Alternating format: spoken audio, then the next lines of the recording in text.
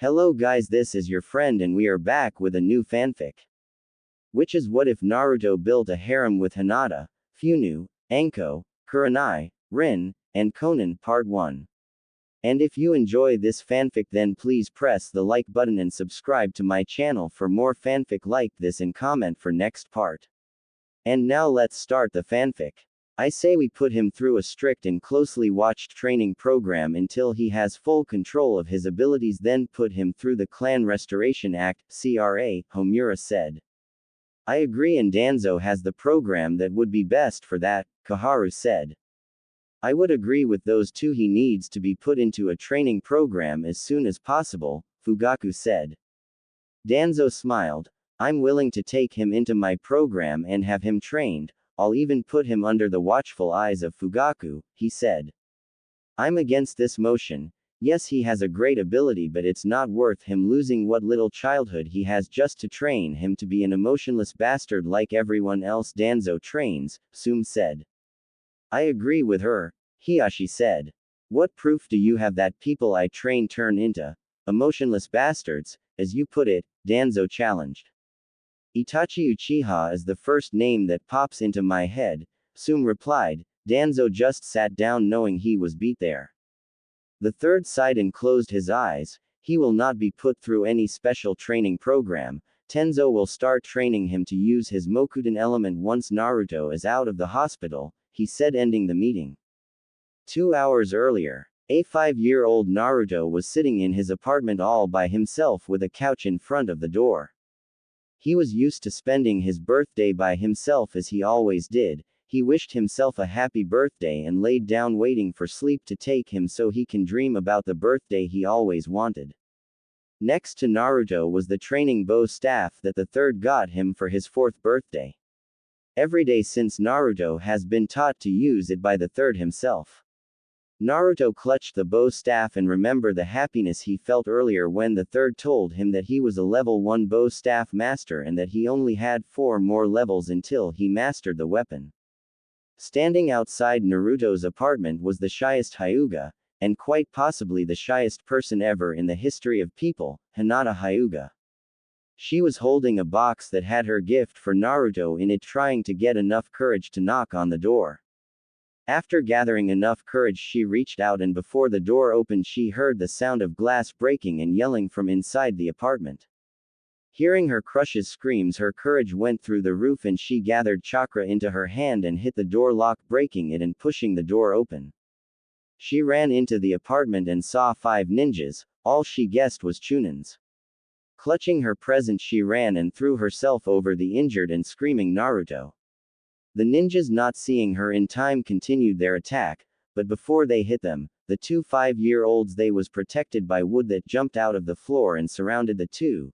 The ninjas was also thrown into the wall by a pissed off Anko, Kurenai, and Hokage. Anko had her poisonous snakes coming out ready to attack when she was stopped. No, Anko, I can't afford to give the elders a reason to execute you. You're too skilled and talented to watch die for these bastards, the third said. Come on, just one. Anko was eyeing the one in front of her with a look that promised a slow and quite painful death. No, Anko. The third then snapped his fingers and an Anbu team was there. Take these ex-shinobis to prison, I will deal with them later, he said. Once they was gone, the 3 left turned to Naruto and was surprised to see him covered by wood. Kurenai walked up and knocked on it. Naru-chan, it's me, Kurenai, the bad people are gone, she said in a soothing voice. The wood slowly pulled back only enough for Naruto to peek out. Once he was sure that they was free, it all went back into the floor. Naru-chan, how did you do that with the wood? Kurenai asked. I don't know, it just happened, Naruto replied through his pain. Naruto, you have the ability to use Mokuden element. It was used by the first Hokage, the third said. Anko was thinking something different. Hinata Hyuga, she asked. The Hyuga turned and looked at them with a deep blush and a terrified look. Why are you here? It's after 9 at night. Do your Otusan know you're here? And what's in your hand? She asked. Hinata ducked under the questions. No, I snuck out, and this is for Naruto-kun. Today is his birthday, she stuttered badly. Naruto looked wide-eyed. You got me a present? He asked in shock. She just nodded. Well, don't make us wait, let him open it, Kurenai nudged her. Hinata slowly gave Naruto the box. Naruto tore it open like it would run away and looked at an orange outfit. This is the best gift ever, he said excited. He tried to get up to hug Hinata for the gift but stopped in pain. Itai, he yelled holding his ribs. Naruto-kun, Hinata panicked. Don't worry Hinata, we need to get him to the hospital, the third said. Anko grabbed Hinata while Kurenai grabbed Naruto and they followed the Hokage to the hospital. After firing 2 nurses and breaking a few ribs of a doctor, Naruto was in a room unconscious on a bed. Will you stay here to make sure he receives proper care? The third asked. Of course, but what about Hinata? Anko asked. I'll take her with me. Hiyashi is going to be at the meeting later today, she will go home with him, the third said grabbing Hinata's shoulder and going puff with her. 30 minutes later, Naruto was healed the best that the head doctor was willing to do. Anko and Kurenai knew that Kyuubi healed him while he slept, so they let him off with a few bruises and missing teeth. They pulled the other bed over to the one that Naruto was in since he wasn't connected to any tubes or anything like that. They put him between the two and went to sleep. Naruto subconsciously snuggled into the Takunoichis. They both smiled and let sleep take them. Present time. Jumping into the window that Naruto, Anko, and Kurenai was sleeping in, a kunoichi looked at the three and wondered how she would make this work without waking the two. Before she could do anything, she was pinned against the wall by a few snakes. Anko and Kurenai got out the bed with kunais ready. Why the hell are you sneaking into our room? Anko asked. And who are you? Kurenai added. The kunoichi tried to raise her hand but was stopped by another snake shot out and stuck its teeth into the wall with her arm in its mouth. Anko reached up and grabbed the mask. The kunoichi they was looking at had purple rectangles under her eyes, long dark brown hair, and bright green eyes. I'm Rin, I was taught by Minato along with Kakashi, she said. Anko got over her shock. Everyone thought you was dead, she said. I bet Kakashi told you that, Rin said. Well anyway, why are you here now? Kurenai asked. I'm here with his Obasan. It's a long story, but she wanted to take him away from this village and train him with love like he should have been receiving, Rin told them. I have an Obasan, they heard. The three looked over at Naruto and saw him struggling to sit up. Naru-chan, don't move, you're not healed yet, Anko and Kurenai yelled, running to him, forgetting about Rin. Ni-chan's I'm fine really. I want to know more about my Obasan though, Naruto said. Rin walked over to them. If it's okay with you two, I can heal him, she said. Anko and Kurenai moved to the other side of Naruto without question and watched as she healed Naruto.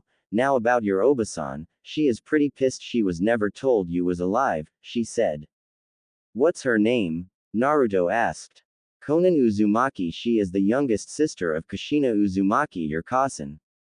They was split up during the Third War and have been looking for each other since. Kushina sent me out to find her. Once I told her about you being born and that Kushina would send word for her to come once Kyuubi was defeated. We traveled the shinobi world together. When he got wind of a blonde Jinchuriki, we both headed this way. We asked around about him and as soon as someone said, Naruto Uzumaki needs to die, Konan almost quite literally went on a rampage. I convinced it would be better to train you away from the village, Rin told them. So she is waiting on me? Naruto asked. Yup. She gave me 10 minutes to get you from the hospital before she destroyed it to get you herself, Rin said. Naruto looked at Kurenai and Anko. Can they come? He asked. Rin smiled while shrugging. It's their decision, she said. I'm coming, Anko said automatically. You can't get rid of us that easy, Kurenai said. Kurenai picked Naruto up and the three kunoichis jumped out the window and headed towards the village wall where Konan was waiting. Rin, I asked you to retrieve my nephew, not kunoichis, she said. I did. He asked them to come with us and they agreed, Rin said. Fine, let's just go already before I kill the next person I see, Konan said. Wait, I'll be right back, Anko said and vanished. She returned a few seconds later with a sleeping Hinata. Sorry, but I couldn't leave her behind. It would kill her waking up and not knowing where Naru-chan is, she said. The next day, Hiyashi stormed into the Hokage's office waving a scroll in front of the third. What the hell is this? Who the hell have my daughter? He bellowed angrily. The third sighed and showed him the same letter for Naruto. I don't know, Naruto is missing also, so is Kurenai and Anko, but this letter said they will write as soon as they get the chance. At least we know they are in good hands, and the Byakugan won't be stolen, the third said. The Byakugan? Screw the Byakugan, my daughter is missing, do you understand that? I don't care what happens to the Byakugan, I want my daughter, Hiyashi bellowed again. The third blinked. When did you get so protective of Hinata? I thought she was too weak, he asked. Hiyashi looked murderous. That has absolutely nothing to do with my daughter being missing, he said. The third sighed. All right, Jiraiya and Tsunade, and let them know what happened and ask them to keep an eye out for the two, he said. I expect to hear their reply as soon as it arrives. Hiyashi then left. The third sighed and looked at his letter again. Outside of Hai no Kuni, Hinata finally woke up. Hinata stretched and looked around. Where am I? She asked. So you finally woke up? She heard a familiar voice. Breakfast is ready, the voice said again. Hinata rubbed the sleep out of her eyes and looked. Anko-san, why am I here? Why are you here? Where is here? Is the village in danger? She asked. Anko laughed. No, Hina, the village is fine. We are a few miles away from Konoha. Why you ask? Because of what happened yesterday. Naru-chan almost died, then unlocked his Kekkei Genkei to protect you. And his Obasan finally found out he was alive and was damned if he would stay in the village, so we came with him. I brought you because I figured you would want to be with him also, she said. Hinata nodded, taking everything in. She sat next to Anko and took the food and ate while thinking. I'm away from home with Naruto-kun. She blushed. He has an Obasan, that's good, I'm happy for him. She took a bite of her rabbit meat. Then something hit her. I thought his family was dead, she said. Everyone did. Me and Kushi-chan was private about our family. We was the last two in our family, Konan said from across Hinata, looking at the sleeping Naruto. Hinata looked at her, then followed her eyes to Naruto and giggled. He is so cute the way he sleep, she unknowingly said out loud. Yes, he is cute the way he sleep, Anko said. Hinata blushed. I said that out loud, she stuttered. You're going to have to get over that stuttering, Konan said. Rin smacked her in the head. Leave her alone. Not everyone has seen the things we have. She is just scared, she said. Konan rubbed the spot that Rin smacked and glared. Hinata giggled. You two act like Anko-san and Kurenai-san, she while still giggling. Kurenai swallowed the last of her food. Well, now since we only have to wait of Naru-chan, let's start a training schedule for those two, she said. I agree that we should, but we need to find Tsunade since she is his cousin, by a few generations, and Jiraiya since he is Naru-chan's godfather, Konan said. Wait, they knew about Naruto-kun but didn't raise him, why? Hinata asked with stutter. Because they was denied so many time from helping him that they both vowed not to return to the village until Naruto was a genin, that way they could train him the way they wanted, Kurenai said. Naruto finally woke up and crawled over into Anko's lap, burying his face into her womanhood while trying to get a few precious minutes of sleep. Kurenai and Anko smiled. Hinata blushed. Rin and Konan tried not to laugh at the look on Hinata's face. Anko rubbed Naruto's back. Now Naru-chan, you're too young to be that forward, she teased. Naruto immediately shot up and was on the other side of camp with a blush that was on its way to passing Hinata's worst blush. Ni-chan, what are you talking about? I was trying to sleep, he stuttered. You sure? I think I felt something moist touching my skin, she continued to tease. Naruto went wide-eyed and passed out. The four kunoichis burst out laughing. Hinata looked worried at Naruto. Kurenai shook Naruto. Naru-chan, she was just teasing you, she said. After everyone had ate and washed in the spring they headed off again. Naruto, did Rin tell you about me? Konan asked. Well, she told me you was my Obasan and was separated from my cousin during the Third War and you was waiting on her to send you a letter to come see me, Naruto answered. Okay, First off, my name is Konan Uzumaki. You can call me Konan, Obasan, or Nichan, she was interrupted. What about Kasen? Naruto asked, looking at her. Konan looked surprised at him. If you want to, she said. I do. I think Kasen would be happy for me to call you Kasen, Naruto said. Well, you can call me Kasen, she smiled. Konan, you was telling him about yourself, Rin reminded her. Oh right. Well, I'm the Imouto of Kushi-chan. She taught me everything I know and most of what she knows. I can use Kami Origami no Jutsu. You should be able to use them also. I'm mainly a wind type like Kushi-chan, but I can also use the other elements pretty easy except Raiden, which uses more chakra than the other elements. I spent the last 5 years traveling and training with Rin. We both have become quite the team. She specializes in medics while I'm more sealing. I'm 21, exactly 5 years younger than Kushi-chan. I think that's everything, she said. Wow, can you teach me to use Kami Origami? Naruto asked, bouncing around. Yup. That's one reason I took you from the village, Konan said. That and you was about to go on a rampage that only Kushina have ever been able to stop, Rin mumbled. Can I learn medics? Hinata quietly stuttered. Of course you can, Rin said cheerfully. Konan went into her pouch and pulled out a scroll. Here, pick out a weapon to learn first, but no, before you two become a genin you will know how to use all them, she said. Naruto looked at them. Gigi said I'm a level 1 bow staff master already, he said.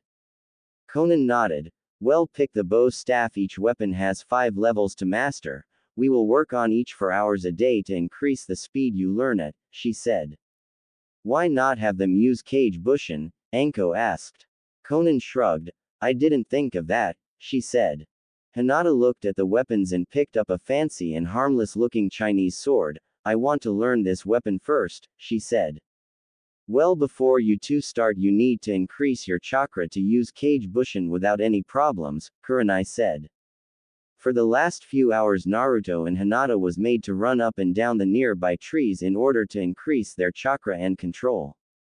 By lunchtime Hinata wasn't able to stand on her own. Naruto wasn't much better as he could barely stand. The two sat down and scarfed down their food, Hinata at a much slower and graceful pace than Naruto, but still like she hasn't ate in days. After lunch they headed off again, Konan carrying Naruto and Kurenai carrying Hinata since it would be faster than letting them run themselves. By nightfall they arrived in Nami no Kuni. Rin went to get an hotel while the rest went to find a restaurant. Once they was done eating they went to a secluded area and started taijutsu training. Hinata started with snake style, Naruto started with dragon style, taught by Konan. The next morning, after more intense chakra training that involved walking on water and hungry snakes, they headed towards Mizu no Kuni. After a few hours of running across the ocean they finally reached land. They looked around. It looks like a war has been through here, Rin said. I heard something about a bloodline purge going on here. Maybe they are fighting back instead of just letting the Mizukage kill them, Kurenai said. Let's look around, maybe we can help a few people, Rin said as the medic in her kicked in and wanted to help all she could. Konan shook her head at her. You and you're always wanting to help people, she mumbled. Rin smiled and grabbed Konan's and pulled her along while she still had Naruto on her back. Anko and Kurenai looked at each other and shrugged and walked behind them. Kurenai looked at Rin and Konan happily hold hands as if nothing mattered and peeked over at Anko who was watching them hold hands. Kurenai slowly reached out and grabbed Anko's hand, surprising her. As the group walked they came across a girl that looked to be a year or two older than Naruto and Hinata. Rin walked over to the hut. She ducked in when she noticed them. Excuse me, why are you alone? She asked. The girl backed up from Rin. Stay back, we'll use my hideout and if you try anything, she said. Rin put her hands up. Don't worry, I'm a medic nin. I want to help you, she said.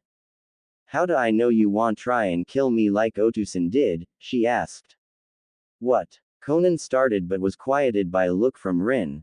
Don't worry, I will protect you with my life. You can travel with me and my family if you want, Rin said to the girl. She just moved further into the wall away from Rin. Hinata squirmed her way off of Kurenai's back and slowly walked over to the girl. Hello, I'm Hinata Hyuga, what's your name? She said with a stutter. Haku, the girl replied with a stutter. Hinata smiled. I think you should come with us, you won't have to be alone, she said, thinking about all the times she wished she could talk to Naruto like this. Haku looked at them, then back to Hinata. You promise they won't try and hurt me? She asked. Hinata nodded. I will protect you, you're my friend, she said. Friend, really? I only ever had a friend, Haku said. Hinata grabbed her hand and led her to the others. You have two now, she said. Well, that was unexpected, and I must say it was rather sweet, Konan whispered to Rin, who just nodded.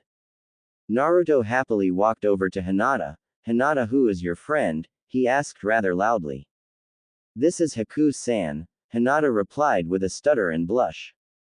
Hi Haku, I'm Naruto Uzumaki, he said, holding out his hand. Haku looked at it, then at Hinata, who nodded to her. I'm Haku, she shook his hand. Well, now let's see if you're injured, Rin said, going through some hand signs. Haku saw her hands turn green and backed behind Hinata. When she noticed Rin not hurting her but healing her, she relaxed. Once Rin was finished, she smiled. Well, now that your minor wounds are healed, let's get going, she said. Naruto climbed back on Konan's back while Hinata climbed on Kurenai's. Haku looked around and slowly approached Rin and climbed on her back. So what now? We can't stay here if they are killing people for no reason, Anko asked. I agree, Konan said. Haku, is there another clan in this village? Kurenai asked. Haku thought for a moment. Yes, but they are vicious and like killing each other. The Kagaya clan. I have a friend in that clan, though she might want to come with us, she finally said. Well, to the Kagaya clan estate it is, Konan said. They quickly crossed the village and saw that most of the Kagaya clan was dead or dying. Haku jumped of Rin and ran over to a secret hideout and pushed her chakra into a rock. Kire, she yelled. A small girl crawled out the hideout with blood running down her face. Haku, I'm glad I saw you before I died, she then dropped flat on her face. Haku screamed, but Rin was already going through hand signs to save the young Kagaya's life. 5 hours later on Nagi Island. Kire woke up with a headache. She ate out while sitting up. Am I in heaven? She asked herself. Kire, Haku yelled while tackling her best friend in a hug. Itai Haku, that hurts, Kire complained. Haku-chan, you have to let Kire-chan recover before you be so rough with her, Rin laughed. Sorry Kire, Haku said. What happened? Where am I? Kire asked. Well, we saved you from dying. If it wasn't for Haku going to your hideout, you would have died a lonely death, Konan said. Well, thank you, Kire said. No thanks needed, but do you want to travel with us? Konan asked. You the ones who saved me, I will be honored to travel with you, Kire replied. Good, you will join our training when you recover, Rin said. Kurenai walked in with a few bags. I bought dinner, she announced. Did you buy ramen? Naruto asked, hopping from foot to foot in front of Kurenai. Everyone in the room laughed at him. Kire did it with some pain though. No Naru-chan, you have to eat other things besides ramen, Kurenai said. As they was about to start eating, there was a knock on the door. Kurenai walked over to it. Yes, she asked, opening it, and was shocked. Sorry for the intrusion, but I sensed by Itoko in here. Can I see him? Tsunade asked a gaping Kurenai. She just nodded and moved to the side for Tsunade and Shizune. Tsunade walked into the room. Naru-chan, she said slowly. Naruto looked up and saw Tsunade and immediately jumped up and ran to her. Itoko, he yelled, jumping into her arms. Tsunade caught the small boy easily and hugged him tightly while kissing him on the top of his head. I missed you so much, my little Naru-chan, she said with tears in her eyes. I missed you to Itoko, he replied with his face in her chest. How long has it been, Su-sama? Shizune asked as Naruto jumped from Tsunade into Shizune's arms. Far too long for my liking. How have you been, Naru-chan? Tsunade replied. Well, Gigi started to teach me to use a bow staff when I was 4. I'm a level 1 master, can you believe that? He said excitedly. I'm happy for you Naru-chan, but what else happened in those 3 years I was gone? Tsunade asked. Well, Naruto stopped and fidgeted not wanting to tell her. Well, since Naru-chan don't like talking about it, I'll fill everyone in, except Hinata and Kurenai, Anko said. Once everyone had their attention on Anko, she started. Well, since Tsunade left, the council have tried multiple times to have Naru-chan executed. Danzo tried to get him into his training or brainwashing program, as I call it. Kakashi Tem, who by the way, for those who don't know, he was trained by Naru-chan's Otusan, have not even made an attempt to keep Naru-chan safe. The only friends Naru-chan has are those here now, and the third who is like a grandfather to him. Also, he has been beaten by the villagers and a few chunins almost every day for the last 3 years. Also, he was almost killed more times than any of us want to remember, she told everyone. Tsunade, Shizune, Rin, and Konan was pissed, all fighting the urge to march to Konoha and kill a few thousand people for how they treated Naruto. Haku, Hinata, and Kirei looked like they was about to cry. Eventually Tsunade calmed herself enough to talk. Well, Naru-chan and ladies, I hope you like medics because I'm putting you four through the toughest medic and chakra training you will ever go through, she said. What Itoko, why do I have to learn medics? Naruto complained. Because I said so, and Kushina was a pretty damn good medic in her own right, and I'll be damned if her son doesn't learn it, Tsunade said, leaving no room for Naruto to argue with what she said. Haku, you need to pick out a weapon to train with. Once you master it, you will go on to the next weapon. Kirei, I'm going to assume that you know how to use your bloodline to make weapons, Konan said. Yes, I can make almost any weapon. Our clan starts early on learning our bloodline since it's the only weapon we use, Kirei replied. Good. Since I'm teaching Naru-chan dragon style and Anko is teaching Hinata snake style, who will teach Haku and Kirei? Konan asked.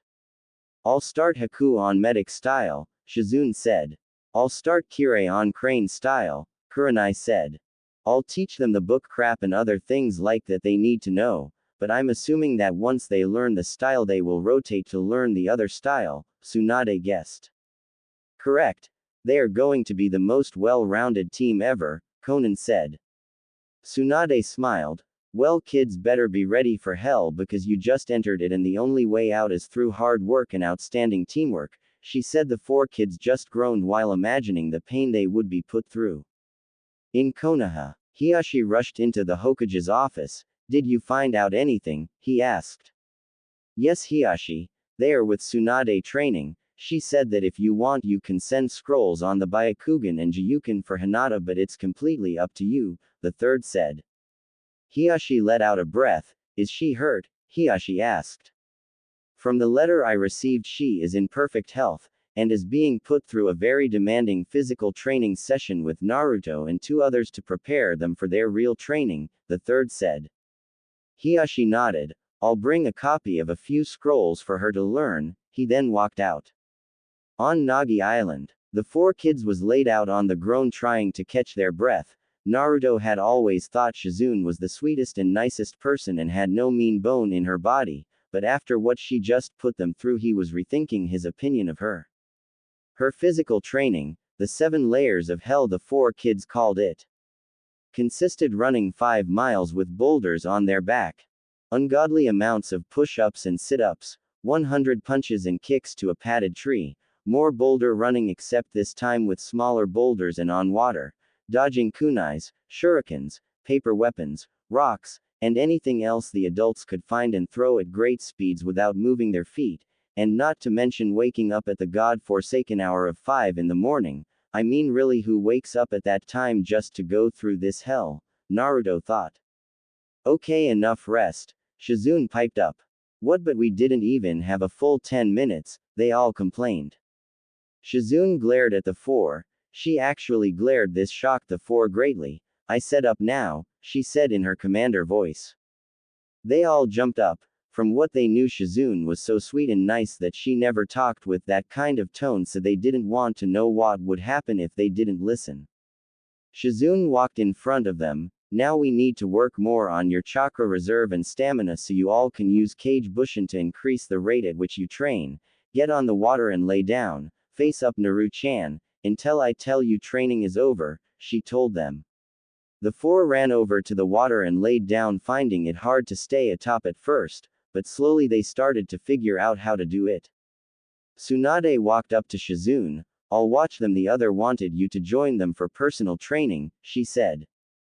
Okay, Su-sama, Shizune replied. Stop calling me that please, Shizune, Tsunade said. Okay, Su-chan, Shizune giggled. Tsunade just shook her head at her apprentice. Shizune found the other four in another training area a few miles from the one Sei had the kids at. Hey, she said. Shizune, how is training going? Kurenai asked. Well, if I keep pushing them this hard, I predict the girls will be able to use at least 3 cage bushins in a month, Shizune replied. Great, then we can start the real training, Konan said. Yup. Now let's start our spars. I haven't had a good fight in so long, Rin said. 4 hours later, Shizune sat up off the ground, panicked. Oh no, I forgot to tell Su-chan when to let them off the water, she said, and ran back to the training ground with the other four behind her. They all arrived in the training area to see Tsunade and the 4 kids sleep. I thought they would still be on the water, Shizune said, letting out a breath. Anko looked at her watch. Time for weapon practice, she said. After a few snakes and 4 alert kids and a smirking Anko, she started. How was your sleep? She asked. Not long enough, Naruto said. To bad time for weapons training, Anko said. Konan then threw a scroll to the 4 of them. Those are the 5 levels for the weapons you are learning. Hina, Haku, and Kirei, you each start level 1. Naru-chan, you start level 2 inches, she said. Don't forget, if you need any help, ask us, Kurenai said. A month later, Hinata was able to make 3 cage bushins and still have enough chakra left for what she needed to do. Haku was able to make 4, Kirei was able to make 6, while Naruto couldn't make less than 10, so he was limited to that number, while the others had to keep as many made as they could. Naruto had to use 8 of his cage bushins to work on chakra control so he wouldn't get too far ahead. Hinata used 1 clone to help her with level 1 of the Chinese sword, while the other 2 started level 2.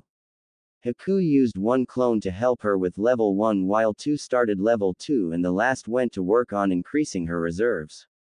Kirei did the same, except she sent 3 to work on her reserves. They was traveling towards Cha no Kuni as they all got dizzy from being on an island for so long. Hinata's birthday. As the group arrived in Cha no Kuni, Hinata spoke up. My birthday is next week, she stuttered out. Everyone looked at her. Really, now that's good to know, Tsunade said while thinking what to get the 5-year-old. Anything specific you want? Konan asked. Hinata thought. I used to help my cousin in our garden when she was still alive, Hinata said. The 4 was given the week off from training because of Hinata's birthday. On her birthday, Hinata woke up to find that she was all alone in the hotel room. She slowly washed and got dressed and went to the cafe in the hotel for breakfast. She saw everyone else, but they ran away before she had the chance to approach them. She wanted to run after them, but her growling stomach had other plans. She walked up to the counter and looked over the food.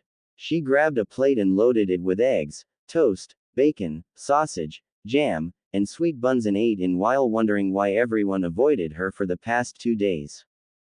Naruto was running around the town looking for the perfect present for Hinata. Coming from 3 pretty rich clans, he had enough money to buy anything but didn't want anything. He wanted the perfect gift. He walked into a rather large clothing accessories store and looked around. He walked up to the counter. Excuse me, can you help me? He said to the lady. She looked over the counter. Sorry, but kids are not allowed in here without a parent, she told him. What, but this is important, Naruto said. Sorry. Get an adult and I'll be happy to help you, but without one you're not allowed in company policy, she said. It's fine, he is with me, Anko said, walking from where she was. Naruto looked at her. Ni-chan, I didn't see you over there, he said. Anko shrugged. Hurry up and get what you need so we can get back to the hotel, she said. Naruto looked at the lady. She looked between Anko and Naruto. The kunoichi tilted her head in a way that dared her to try and kick him out. Right, what can I help you with? She asked. Well, it's my best friend's birthday, and she turns 5, but I don't know what to get her, he said. The lady nodded and led him through the rows of merchandise. Well, what's her favorite color? She asked. Lavender. Is that a color? Naruto answered. So light purple, the lady said. She then went through the clothes. Here, she should like this, it's made light for moving, she said. Okay, I'll get it, Naruto said. They walked to the counter. Where is your Nichan so she can pay for it? The lady asked. I'm paying. He then pulled out some money and gave it to the lady. She looked shocked, then scanned the clothes and bagged them, giving Naruto his bags. She watched him grab his stuff and start to leave. Anko walked up. Hold on, I didn't see you give him his change, she said.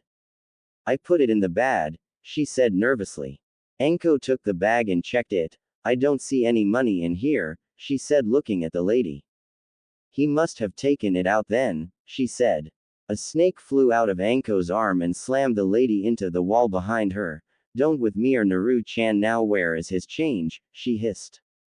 An younger lady who looked Anko's age ran up. What's going on? She almost yelled. She is trying to steal from him, and I want the change. She own Naru-chan now, or I will make sure she dies slowly and painfully, Anko said. The younger lady looked at the older lady. Yuki, get your things, you're fired, she said. What, please, I need this job, I can't support my son without it, she started to cry. I gave you 3 chances already, and if I remember correct, your son is old enough to get a job himself. Now get out of my store before I call the police, the store owner replied. Anko dropped her and she ran out. Sorry, now what was bought so I can give you the correct change? She asked.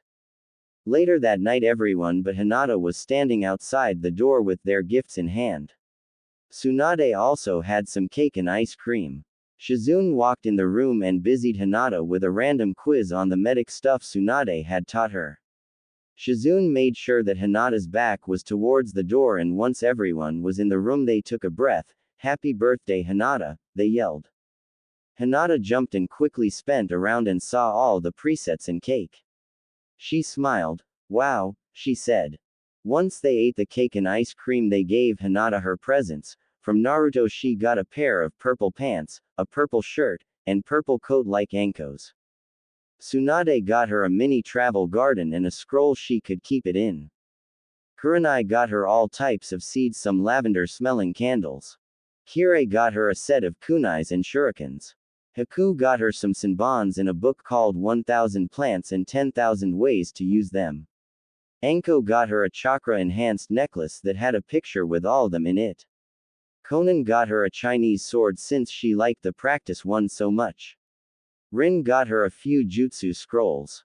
Shizune a book called How to Be a Deadly Kunoichi but Still Gentle to Those You Love. Hinata looked at all her presents and hugged everyone. 3 months later. After months of training, it was noticeable how much strides the 4 kids made. Each girl was able to create 10 perfect clones and use them for training. Hinata surprised the most at how fast she learned medics and increased her reserve to catch up with Kirei and Haku. The adults also noticed a little competition between the 3 girls, seeing who can learn and grow stronger faster. Naruto was making more strides in sealing and learning manners and things like that he missed out on. They all advanced in their family bloodlines. Hinata activated her Byakugan and learned the first 4 levels of Jiyuken. Naruto learned level 2 of Kami Origami. He couldn't start learning Mokudan basics because he didn't have any scrolls to learn from. Haku learned to control her Hyouten more. Kirei learned the 5th level of her Kagaya bloodline. They stopped a few miles outside of Konoha where they was meeting Jiraiya with the scrolls from the Senju compound for Naruto to learn from. They all was now extremely comfortable around each other, and with Rin and Konan being a couple and Kurenai and Anko being a couple. They was also used to seeing the 4 Kiss R walk around with nothing but panties and bra on. Kurenai, Anko, and Rin of course teased the kids. Konan teased the girls but not Naruto for obvious reasons. This didn't go without a consequence because the kids started to show signs of perversion. especially Naruto peeping in on everyone except Tsunade and Konan while they showered or bathed, which by the way everyone knew about, but since he didn't do it out in public they didn't say anything and the adults even went out of their way to keep the door cracked for him. The three girls peeped on the adults but not as much as Naruto, just when their curiosity got the best of them, which wasn't more than once or twice a month. Jiraiya arrived at the meeting area and introduced himself, Toad and Stupid Dance and all its glory. This of course resulted in the kids really doubting that he was a senin after noting how serious Tsunade was out in public, but once he got the crap beat out of him by Tsunade, for staring at her, and got up like nothing happened they put their doubts behind them. Once that was done they started to travel again, this time they added ninjutsu training to their regime. Jiraiya of course being the ninjutsu juggernaut he was immediately gave Hinata, Naruto, and Kirei chakra paper to start them on their element training. Hinata was Suiden and Raiden, Kirei was Kaden and Suiden, Naruto was Fuden, Doden, and Suiden. Haku told him her elements was Fuden and Suiden. Jiraiya nodded, you all are Suiden, not really surprising since two of you are from Kiri, Naruto's bloodlines uses Suiden, and Hinata's Kasen was a Suiden user, he said.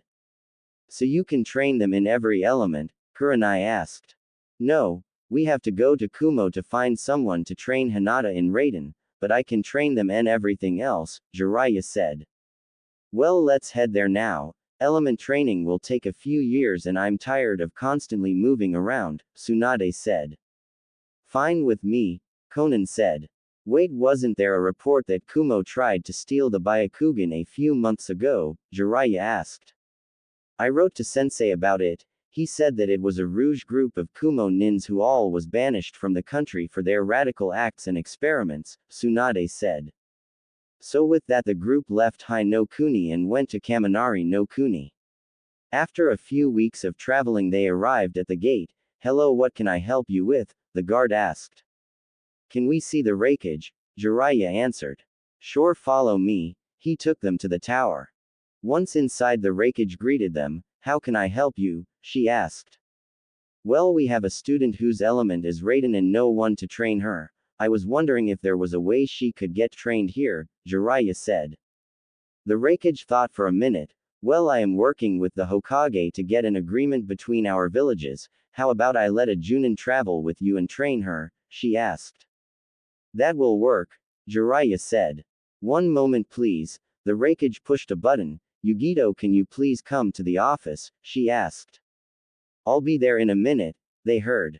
A few minutes later an Anbu appeared in the room via Shunshin no Jutsu. You wanted me, wreckage? She asked. Yes, Yugito, I have a mission for you, she said. She pointed behind Yugito. These group of shinobi are travelers from Konoha. I'm assuming they are on a training trip, but one of them can use Raiden element but have no one to train them. I want you to travel with them and train this person.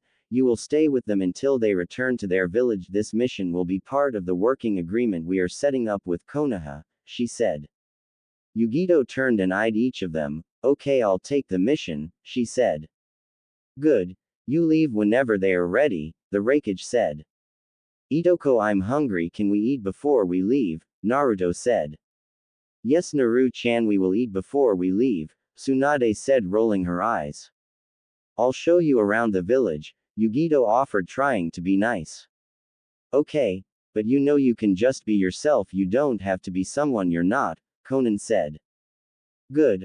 I hate acting likable for other people, Yugito said, walking out the door. Well, she is cute, Anko said when Yugito was out the room. I heard that, Yugito yelled back. At a fancy restaurant a few hours later after sightseeing. Everyone was sitting down and looking at the menu. What, no ramen? Naruto complained loudly. No, this restaurant doesn't serve ramen, it's a foreign place. The owner is from over the mountains, but he serves this food called spaghetti. It has the same noodles as ramen but made in a different way and has this red sauce on it made out of different vegetables. It's pretty good, you should try it, Yugito said. What's a taco? Hinata asked. It's a flat bread made out of corn then hardened. Then they put meat, lettuce, cheese, and this sauce called ranch on them. They are good and healthy, Yugito said. What's beef stew? Kirei asked. It's a mixture of different meats and vegetables and brought to a boil in a broth. It's very good, Yugito said. Do this place sell sake? Tsunade asked. Not exactly.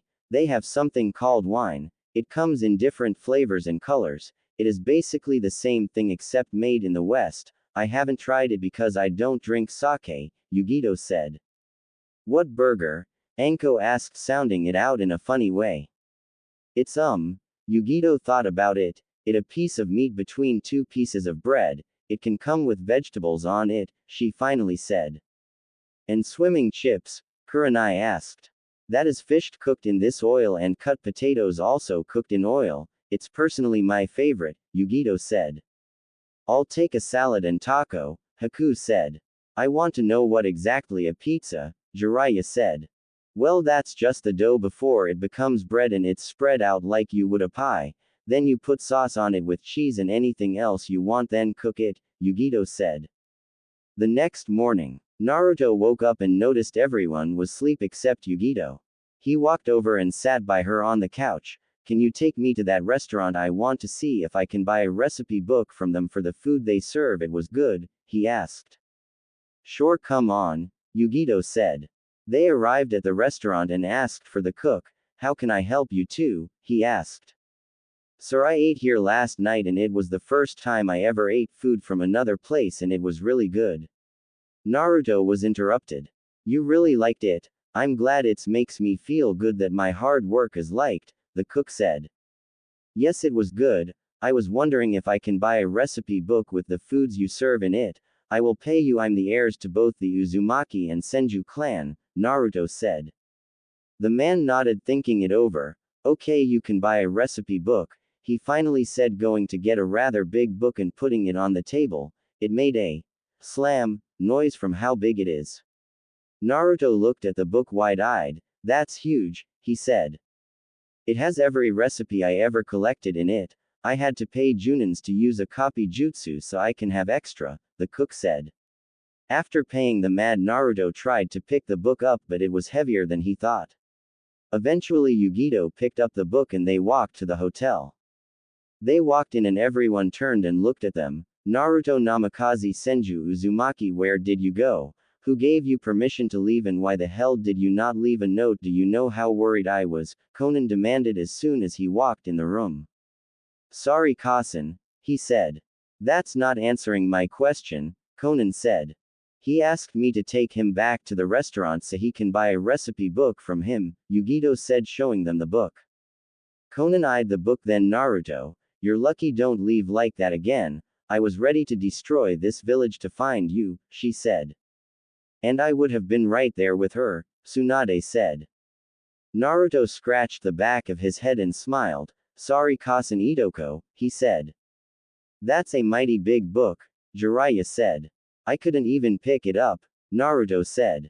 Jiraiya pulled out a medium-sized scroll. I foresee Naruto collecting recipe books from a lot of restaurants, so I will store them all in this scroll, he said as he finished creating the seal for the book. In Konoha, Funu's Uchiha was walking around the Uchiha district by herself. Being a direct descendant of Madara, she was treated like royalty by everyone in the clan and it annoyed her. Instead of praising her for how hard she trained, they praised her for things that happened decades before she was born. And having the long hair and some facial appearance of Madara didn't help. She was the youngest living Uchiha, only 5 years old, but she was already predicted by the clan elders to be a prodigy. As she thought about that, it pissed her off even more. They never even saw my fight, or train for that matter. How do they know I'm going to be a prodigy, she thought.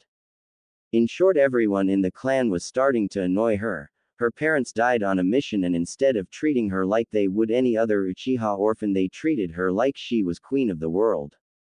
She quickly developed an attitude that said, with me and I'll hurt you even if I am only 5 feet, and a few times she went through on that to one.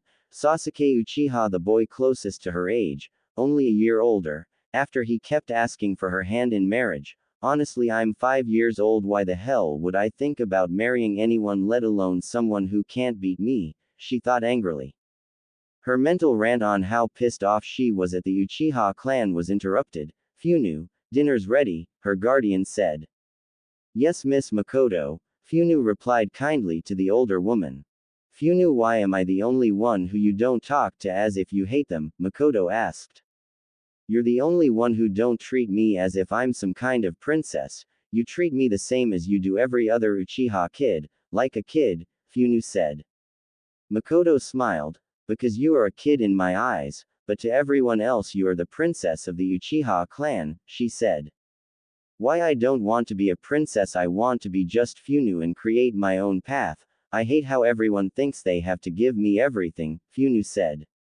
I know you do, sweetie, but you only have to put up with it for a few more years until you get on a genin team, Makoto said. A year later, Hinata, Naruto, Haku, and Kirei grew stronger during the past year to the point that they all was able to do basic jutsus in their element. Yugito grew to actually like the group and even joined in teasing the kids by walking around in only her panties and bra. Of course she was introduced to Naruto's peeping. She of course locked the door at first but eventually started to enjoy teasing him while she showered or bathed. Jiraiya started to write books based on the group and used the money for the group since the book was about them after all. Yugito and Shizune even changed their clothes so that all the ladies except Tsunade and the kids was wearing some type of kunoichi made dress. The kids all became 5-level masters in 3 weapons each and was currently working on their 4th. They all also was working on mastering their 3rd taijutsu style. Hinata was working on higher level Jiyuken and main family techniques, Haku was constantly creating new jutsus and uses for her bloodline, Kirei used her bloodline for everything possible, she even created a jutsu that allowed her to make her bones in the shape of kunais and shurikens, Naruto mastered a few levels of both his bloodlines. They all became good medics. Hinata and Haku clearly outshined Naruto and Kirei, but they knew enough to make Tsunade happy. In sealing is where Naruto and Kirei outshined Hinata and Haku, but Naruto clearly showed that he was well above the skill of someone his age should be in sealing. They each had a seal on their hand that held their favorite weapon in it. For Hinata it was the Chinese sword she got for her 6th birthday, for Haku it was a Zanpakuto she got for her 9th birthday, for Naruto it was a gunblade that Konan got for his 7th birthday, for Kirei it was a death scythe, the only weapon she couldn't make out of her bones, it was given to her on her 8th birthday. At the moment the Naruto was peeping through a hole he put in a fence that separated the girls' and boys' baths.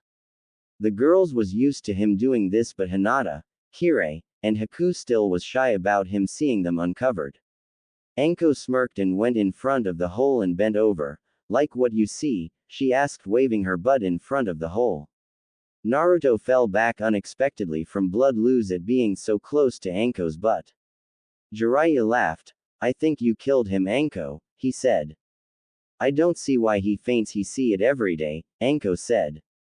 Maybe it's the context you show I'm in and the fact that he was caught, Tsunade said. Naruto came to in the hotel room. You finally woke up, Anko said, standing over him in only her panties and bra. Naruto just started at her with a blush. You know, if you move any closer you will kiss it, she teased. Anko, Naruto complained, blushing harder. Anko just laughed and walked away. Anko, will you get dressed, we have to leave soon, Konan said. Anko looked at her. You're not even dressed, she pointed out. Yes, I'm getting my clothes, and I'm also not teasing Naru-chan, Konan said. That's because he is your nephew. That would be gross if you teased him like I do, Anko pointed out. The group arrived in Suna a few days after arriving in the country. Tsunade and Jiraiya went to get a hotel while everyone else went to the park. Hinata, Naruto, Kirei, and Haku immediately ran to play like the kids they was. As they was pushing each other on the swing when they noticed a commotion by a nearby school.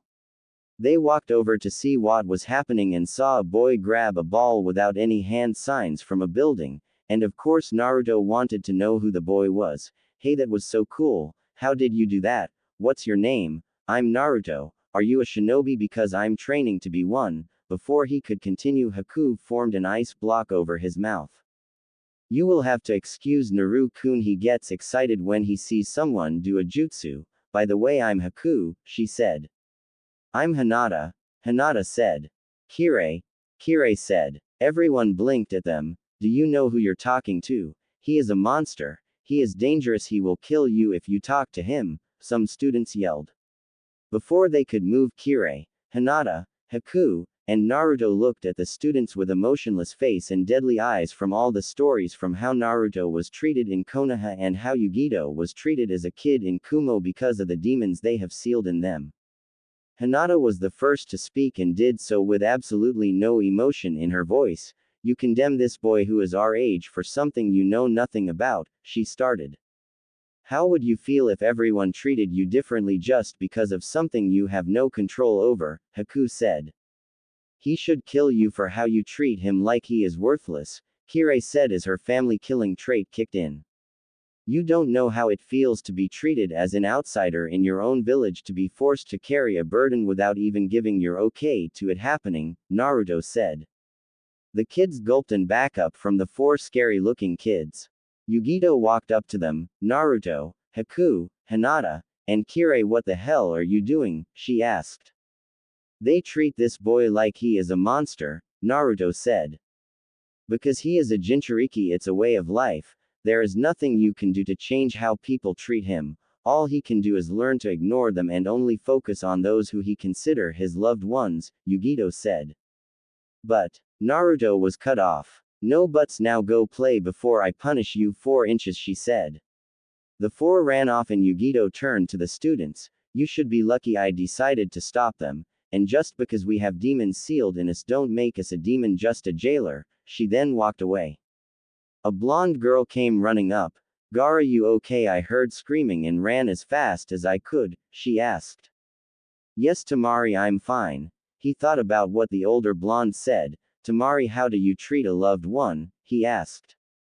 Tamari blinked. Well, you care for them when they are sick, make sure they are not hurt, protect them, and help them get stronger. Why Gaara? She asked. Are you my loved one? He asked. Of course I am. You're my Otudo and best friend. I will always love you, Tamari said. Will we grow strong together and protect each other? Gaara asked. Tamari put her arm around her Otudo's shoulder. Come on Gaara, let's go eat. The school food. Winked at me, she said, leading him away from the students. She looked back over her shoulder at the 4 kids who stepped up and protected Gaara. I have to thank them, she thought. Later that night, Tamari found out what hotel they was staying at and ran there. After knocking on the room door, Yugito opened it. Hello, I'm Tamari. I wanted to thank those 4 kids who stood up for my Otudo thins morning, she said. Yugito nodded. They was just about to go to sleep, but I think we can squeeze you a few minutes, she said, letting her in. She went into a room. Naru, Hina, Kirei, Haku, someone wants to talk to you real quick, she said. They walked out the room and saw Tamari. Sorry for waking you, but I want to thank you for helping my Otudo Gaara this morning. Everyone treats him bad because he has Shukaku sealed in him. Don't worry, I have Kyuubi sealed in me and I was treated just like he is, Naruto said. Well, anyway, thank you. I'm Tamari, by the way, she replied. Well, I'm Naruto. This is Hinata, then Kirei, and finally Haku. We are all best friends, Naruto said. Nice to meet you all and I hope one day we can become friends, Tamari said. I think we will, Hinata said. Well, bye, Tamari said. Wait, Tamari, Naruto called out before she left. He went through some hand signs and out of the ground grew a G and a T with a tiny hole on the top. He gave it to Haku, who turned it into ice with her Hyouten Jutsu, then gave it to Kirei, who used a small Kaiten Jutsu to melt the ice around it, then gave it to Hinata, who used a Sweeten Jutsu to cool it. After it was cooled, she gave it to Tamari. It's a sign of our friendship. As long as you have it, we will always be friends, Hinata said. Tamari looked amazed at it then. They was crystallized wood letters that burned with fire, and sparkled with ice. They was the most beautiful things she ever saw. She looked at the 4 and smiled. We will always keep them. She then ran out the room. Well, off to bed you 4 inches, Yugito said, pushing them into the other room. Hinata, Haku, and Kirei climbed in the bed while Naruto laid on the floor. Yugito shut the door and joined the other ladies in the second room. You all saw what they did? She asked. Yes, I don't think they realize it, but that gift they gave them has the power to tame the Biju. If Gaara wears it, there is a chance he might have enough control to sleep and live a more normal life, Tsunade said. I hope so. Life is hard enough being a Jinchuriki, Yugito said sitting on the couch. In the middle of nowhere. 4 months after leaving Suna, Jiraiya was in the middle of training the four in ninjutsu with their ever-present 10 clones. He had them master all the jutsus they learned, to the point that it used less chakra than normal, before he would teach them another one. Of course he taught Naruto the Rasengan as soon as he had the right control to do it. He in turn tried to teach it to the other three but failed so bad that Jiraiya stepped in and taught it to them. Tsunade made them write down every jutsu they learned down on a scroll in full detail. During their studies, Hinata became the political one of the group. She was slowly learning anything that had to do with politics, taking after Kurenai. Haku became the medic of the group. With Hinata focusing more on the political things, she stepped up and became the leading medic, taking after Tsunade and Shizune. Kirei was the smart-mouthed, short-tempered kick weapons and poison expert of the group, taking after Anko in almost every way possible. Naruto was the carefree, sarcastic sealer of the group and never took anything serious. He also had a smart reply for everything, just like Konan. He took after both Konan and Jiraiya. All the kids changed their outfits to match the adults. Naruto like Jiraiya, Hinata like Kurenai, Kirei like Anko, Haku like Tsunade. They was walking towards Kusa no Kuni after rumors of a giant reptile hunting people's homes. They traveled fast, mainly because Naruto and strangely enough Anko was excited to see a giant reptile, one that hopefully wasn't a snake, as Anko put it. So they crossed Hai no Kuni in a few hours and was on the outside of Kusa no Kuni. They saw that Kusa no Kuni was all but destroyed and there was 2 dragons walking around and another flying. What surprised them most though was the black and white blur that seemed to be fighting the 3 dragons, and losing. Naruto immediately ran to help this person. He quickly crossed the area and was able to run up the back of the biggest dragon and jump on the flying dragon before it flew up to high. Naruto Namikaze Senju Uzumaki, get back here now. Konan, Tsunade, Kurenai, Rin, Anko, and Shizune all yelled, running after him. Whoa! Naruto yelled, hanging on for his life. Get down here this minute, they yelled at him. The dragon did a few quick flips, making Naruto fall from the dragon and hitting the ground hard. Itai, that hurts, he complained. He looked at the thing in his hand. What's this? He asked himself. He opened it and read, this is the scroll for the dragon summoned. To sign it, prick your thumb and write your full name on the scroll in the next available spot, it said. He looked and saw 6 pissed off adults marching over to him, so he quickly pricked his thumb and signed, Naruto Namikaze Senju Uzumaki, on the scroll. After he finished, the 3 dragons puffed back to the summoning world. The 6 reached Naruto and by this time they was fuming. For that little stunt you just pulled 1,000 push-up and sit-ups, Shizune said. 50-mile run with hungry snakes, Anko said. Absolutely no jutsu of any kind, including sealing, Rin said. 6 months grounded, Konan said. A 10-page report on why what you did was the single stupidest thing I have ever seen, Tsunade said. And no peeping for a year, Kurenai said. Everyone else walked over to them. Well, Gaki, that was impressive, Jiraiya said. Pervert, do not encourage him, Tsunade said. Excuse me, the person who was fighting the dragon said. They looked at her. She reminded Anko of what Kurenai looked like when she was smaller, except with green hair and eyes. Half of her skin was white and the other half was black. Sorry to interrupt, but I want to say, although that was the stupidest thing I have ever seen, I have to give my thanks, she said. No problem, it was fun, Naruto said. The 6 still pissed off women glared at him. You're welcome, but why was dragons here? Tsunade asked. They was forced summoned, the girl said. Really, who would want to force summon a dragon? Konan asked.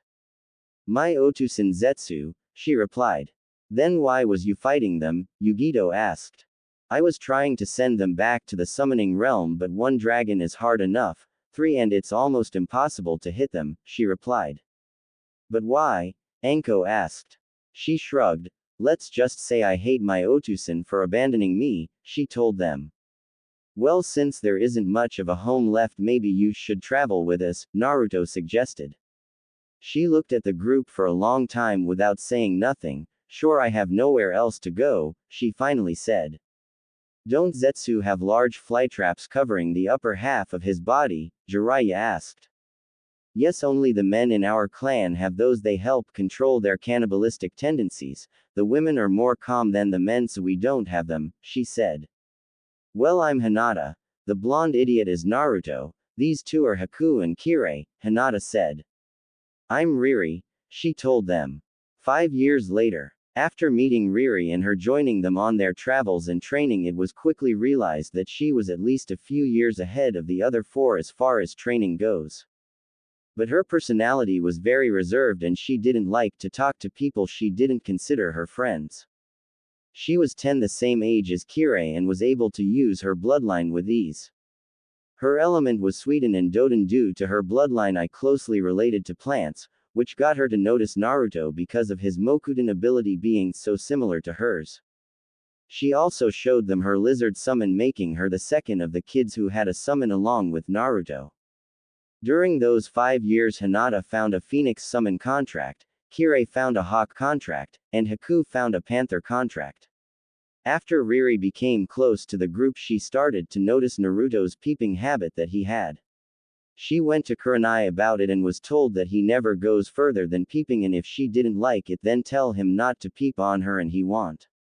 She quickly told Naruto not to peep on her or he will be in more pain than he could imagine.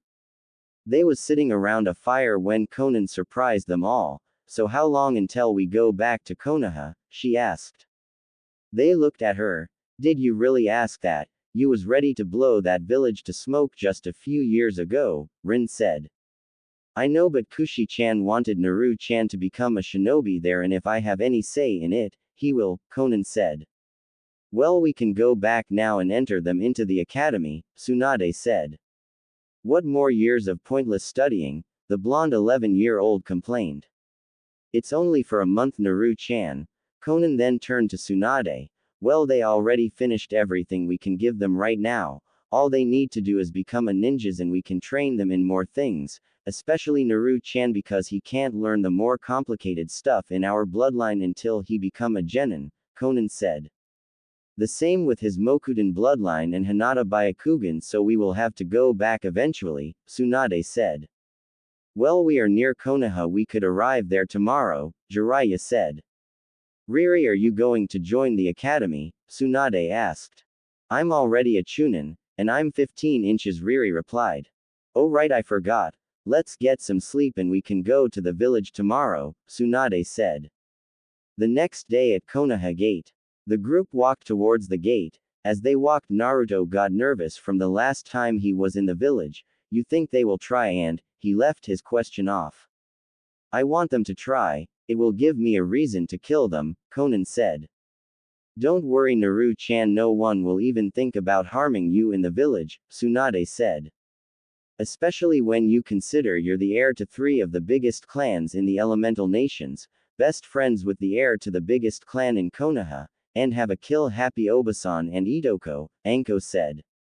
This coming from the same person who enjoys torturing people with snakes, Konan said. Naru-chan, you have nothing to worry about, we won't let nothing bad happen to you, Rin said. Hey, let's race the last one to the gate buys lunch, Kirei said. What, that's so childish, Riri said. Then she took off towards Konoha's gate. Cheater! Naruto yelled at the rest, vanished towards the gate. The adults just shook their heads. The 5 kids arrived at the gate at great speed, surprising the 3rd Hokage, Hiashi, Hanabi, Yugo, the council, and everyone else who stopped by the gate to see why the Hokage was there. I win, Haku cheered. No, you didn't, I got here first, Naruto yelled. You both lost to me, Kirei said.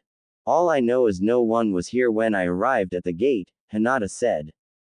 You all lost. What took you so long to get here?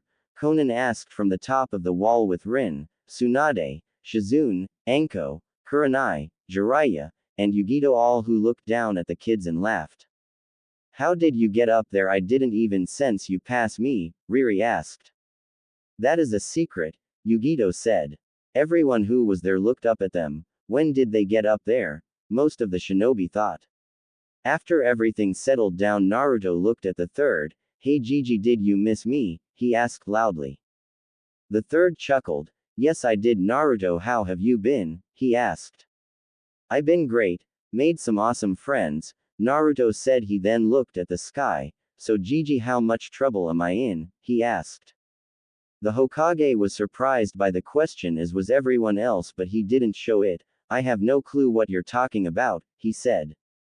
For leaving like that 7 years ago, I'm sure the council flipped kunais losing their scapegoat for when things go wrong, Naruto said. I assure you Naruto, you are in no trouble. Actually, I'm happy you was able to leave when you did. It gave you the family you always wanted and I was unable to give you, the third said. Naruto smiled at the third. You was family enough, Gigi, he said. It got quiet for a minute until Hinata stepped up. Otusan, she said.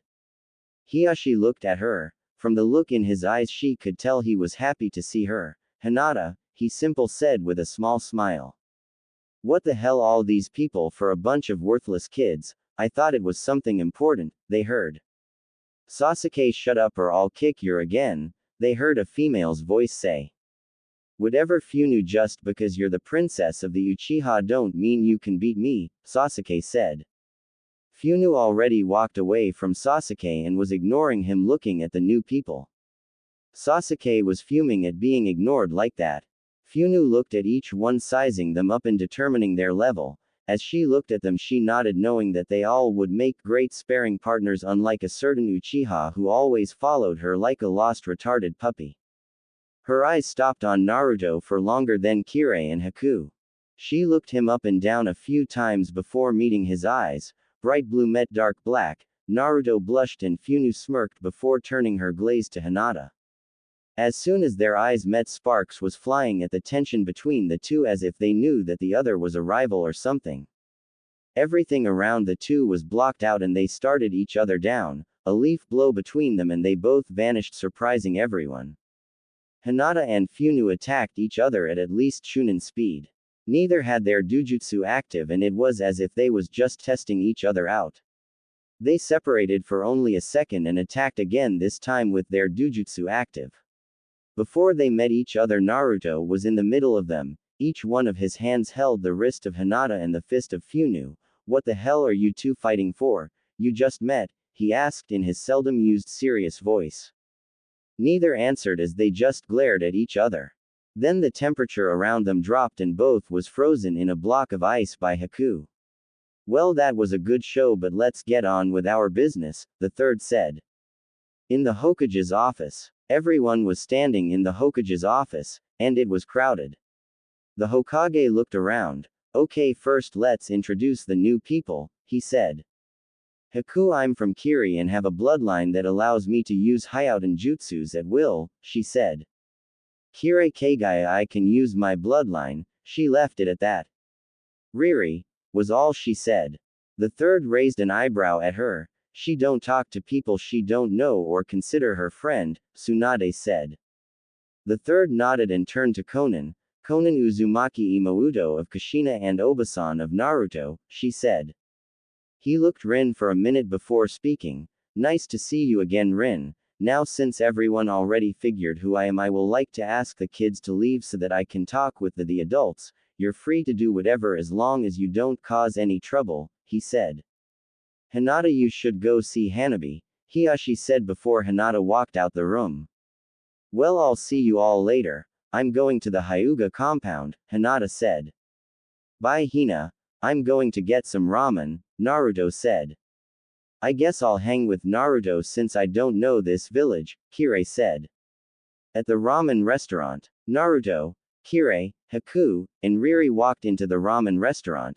Gigi, I hope you have a lot of ramen because I haven't had some good ramen in 7 years, Naruto said as soon as he walked into the building. Ayame looked at Naruto and tackled him into a hug. You have to tell me everything that happened. Who are your friends? Is it true you have an Obasan and an Itoko now? How strong did you become? Am I asking too many questions? She ripped off rapidly. Tuki laughed. Ayame, why not get off him before you ask questions, he said. By this time the 15-year-old was straddling Naruto. He was bright red from the position they was in. Kirei, Haku, and Riri giggled at him. Sorry Naruto, she said getting up. I'll give 20 bowls of your best ramen, Naruto stated. The three girls looked at him. Are you serious? Haku asked. Oh, Naruto can eat some ramen, Tuki said walking into the kitchen. Okay, now Naruto, tell me everything, Ayame said sitting on the stool next to him. Well, first, my Obasan is named Konan. She is so awesome. I can't wait till you meet her. You are going to like her so much. Also, Tsunade of the Senins is my Itoko also, Naruto said. What Tsunade? Ayame yelled. Yup. Also, my Otusan is Minato Namikaze, who is the cousin of Tsunade, and my Kasan was Kushina Uzumaki. She was really beautiful.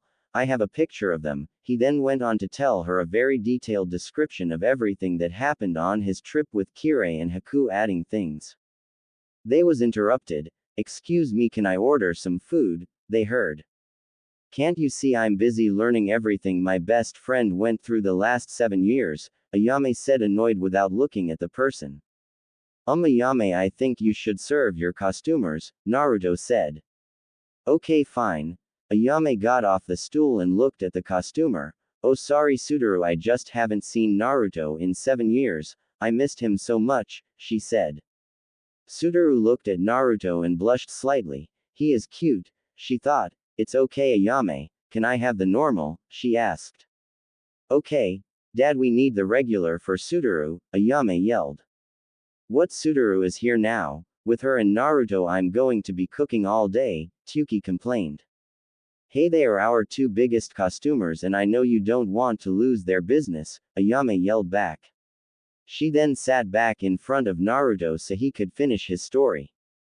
By the time he was finished, the ramen was done and Ayame was squealing with delight from his story. That's so cool Naruto, you're so lucky, she said, hugging him tightly.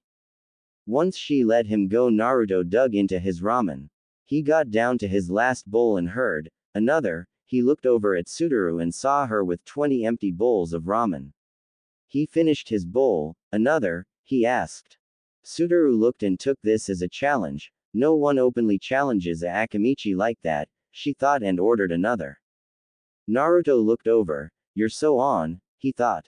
He finished his bowl. Another, he ordered.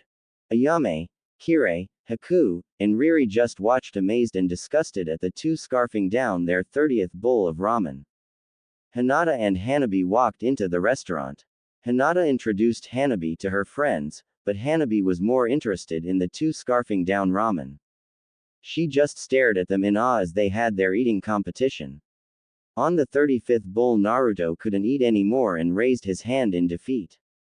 Suduru smiled. No one can beat an Akamichi in an eating competition. My Nisan is going to be so jealous when I tell him I won another competition, she said, boasting her latest victory. Once she was finished gloating, she turned to Naruto. Suduru Akamichi, she held her arm out. Naruto watched her gloat her victory in surprise. She wasn't big like the Akamichis he had seen. In fact, she had the body type that he guessed Tsunade had had when she was younger. Curves in the right places, and she was thick but not fat.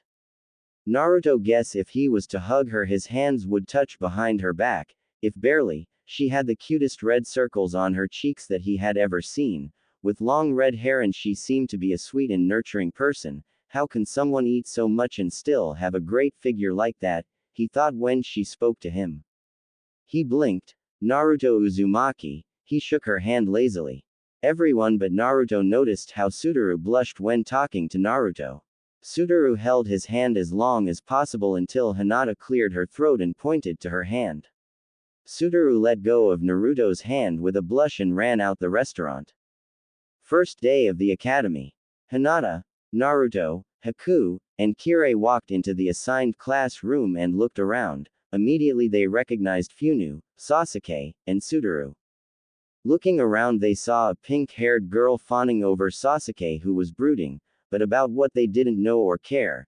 They saw someone who looked even lazier than Naruto, a chubby boy who looked like Suduru, a boy with an puppy on his head, a boy with glasses on and a coat, and finally a blonde girl who was taking notes. The instructor got their attention. "Can you all introduce yourselves?" he asked. "I'm Naruto Uzumaki," he said, leaving out his full name. "Hinata Hyuga," she said. "Haku, just Haku," she said. "Kirei Kagaya," she said. "Well, can you all take a seat now so we can continue the lesson?" Iruka asked. As they was walking, Suduru called out, "Hey Naruto, come sit with us, I want you to meet my Nisan," she called out, waving her hand. Naruto walked over to her, the other followed. "Hey, you're Naruto, my Imouto told me about you. I'm Choji," the boy said. "Hey, you two look alike," Naruto said. "We are twins." Choji is a few minutes older, Suduru said. "Awesome," Naruto said. He then sat by Choji to get to know him so he would at least have one guy friend in the mix of all his female friends. The girls sat by Suduru. As soon as the lesson started, Naruto and Shikamaru fell asleep. Iruka threw two erasers up and hit the two boys in the head, waking them up. "Don't sleep in my class," he yelled. "Why not? I already know this stuff. Konan and Itoko made us learn this stuff years ago," Naruto complained. "This is troublesome, I already know this," Shikamaru said at the exact same time. "Konan Itoko, you're just a homeless orphan whose Konan abandoned," Sakura yelled. Everyone looked at her. "How would you know that, Sakura?" Ino asked. Sakura scoffed. "My Otusan tells me everything that happens in those boring council meeting, like how Naruto is the human form of." She was cut off. Naruto made some hand signs and an earth pillar came out the ground and knocked and held Sakura up against the wall. He had a look in his eyes that his best friends never saw before. He slowly stood up, looking at the desk. "I knew this would happen. It's damn idiots like you who make life hard for people like me. What did your Otusan tell you, Sakura, that I'm the Kyuubi reborn, or I'm the Kyuubi in his human form? Which was it?" he asked with no emotion but hate in his voice. He waited a few seconds. "What, no answer? Well, I'll tell you why you can't answer. Because I'm neither. I'm Naruto, heir to the Uzumaki clan and Jinchuriki for Kyuubi no Kitsune, who was sealed in by the Yondaime. To save your Otusan, sorry. And what do I get for keeping bastards like you safe? Absolutely nothing but beating from the time I was 3. I have even had shinobis try and kill me because of something I had no say in," he said. Naruto wasn't the only one pissed though, as the temperature in the room dropped dramatically. Haku, Hinata, and Kirei all walked up to Sakura. "We will only tell you this once, call our friend anything but his name and we will kill you," they said. Everyone else in the room was shocked at what they just learned. Funu had a small smile. "Naruto, you and your friend are interesting. Maybe you all can give me the sparring partners I need to," she thought. An Anbu team appeared in the room. They looked at the Doden Jutsu and followed it up to Naruto. Not long, Yugito and Konan appeared in the room. "Naruto Uzumaki, what the hell did I tell you when you left this morning?" Konan scolded as she marched up to the boy, completely ignoring everyone else. "But Konan," he was cut off. "Don't but Konan me, because I don't want to hear it. I gave you specific instructions and you blatantly disregarded them," she said. "But Konan, it." Hinata was cut off. "Hinata, don't try and cover for him," Yugito said. "Excuse me if I can, but what happened wasn't his fault." Tem's pink-haired fangirl was the one who spoke out of term. She was the one who said he was a homeless orphan whose Konan abandoned him. She was the one who called him the Kyuubi in human form instead of what he is, a kid just like the rest of us, Funu said. Konan did a U-turn and headed straight for the pink-haired girl. Yugito foresaw what was to happen, spoke. "Naru, don't let what people say get to you. Just ignore them. Sakura, you're quickly digging your own grave." She then touched Konan's shoulder and vanished with the pissed Uzumaki before she could reach the academy student. Sasuke got over his shock and walked up to Naruto. "Fight me," he said. Everyone turned and looked at him. "Piss off, Uchiha," Naruto said. "What's wrong? Scared I'll hit you back?" Sasuke taunted. Naruto yawned loudly and laid his head back on his desk imitating Shikamaru and fell back asleep. Sasuke scoffed and went to his seat. A month later, Kakashi, Asuma, and Yugo was in the Hokage's office. Now I know you was told your teams already, but there is going to be a small change to them. I'm adding a member to each team. Yugo, your team will get Hinata. Kakashi, your team will get Naruto. Asuma, your team will get Haku. Guy's team already got Kirei, he said. Why not just put them on a new team? Kakashi asked. If it was just 3 I would, but since it's 4 I can't. This is the best solution, the third said. I have no problems with it. Hinata will fit in with my team perfectly, Yugo said. I agree, Asuma said. In the academy, Iruka was looking over the students. Well, congratulations on passing. Now listen for what team you will be on. He went through the teams. Once he got to Team 7, everyone started to pay attention. Team 7 will be Sasuke and Funu Uchiha, Sakura Haruno, and Naruto Uzumaki. Naruto sighed and laid his head back on the desk. Team 8 will be Suduru Akamichi, Shino Aburame, Hinata Hyuga, and Kiba Inuzuka. Suduru cheered for being on a team with someone she liked while hugging the smaller Hyuga girl. Team 10 will be Ino Yamanaka, Choji Akamichi, Shikamaru Nara, and Haku. Shikamaru mumbled troublesome. Choji ate some chips and Ino looked at Haku and smiled. Kirei will be placed on Team 9, which is taught by Guy. He finished and left. Everyone watched him leave and started to leave for lunch. Funu saw Naruto sleeping and walked over to him and nudged him. Hey, wake up, she said. Naruto slowly woke up. What? He asked. Time for lunch, and if you're going to be on my team we need to know a little about each other, she said. Naruto noticed the other teams doing the same. Okay, what do you want to know? He asked. I just need to know one thing. That you want bail when things get too hard on a mission or in a fight. I know for a fact I can't rely on Tem or his fangirl, and I'm willing to bet our sensei will treat Tem as if he is the best on the team, so I need to know I can rely on at least one person, she said. Naruto blinked at the straightforward question. No, I trained for the last 7 years to get to where I am. I'm not going to go running tail between my legs at the first sign of danger, he said. Good. I'm going to buy me something to eat. Our sensei is Kakashi. He will be late as hell, so come back at least 2 hours after lunch ends. She then shunshined away. Naruto got up and was called by Hinata. Come sit with us, she said. Naruto slowly walked over to them. Hey, he said, sitting down.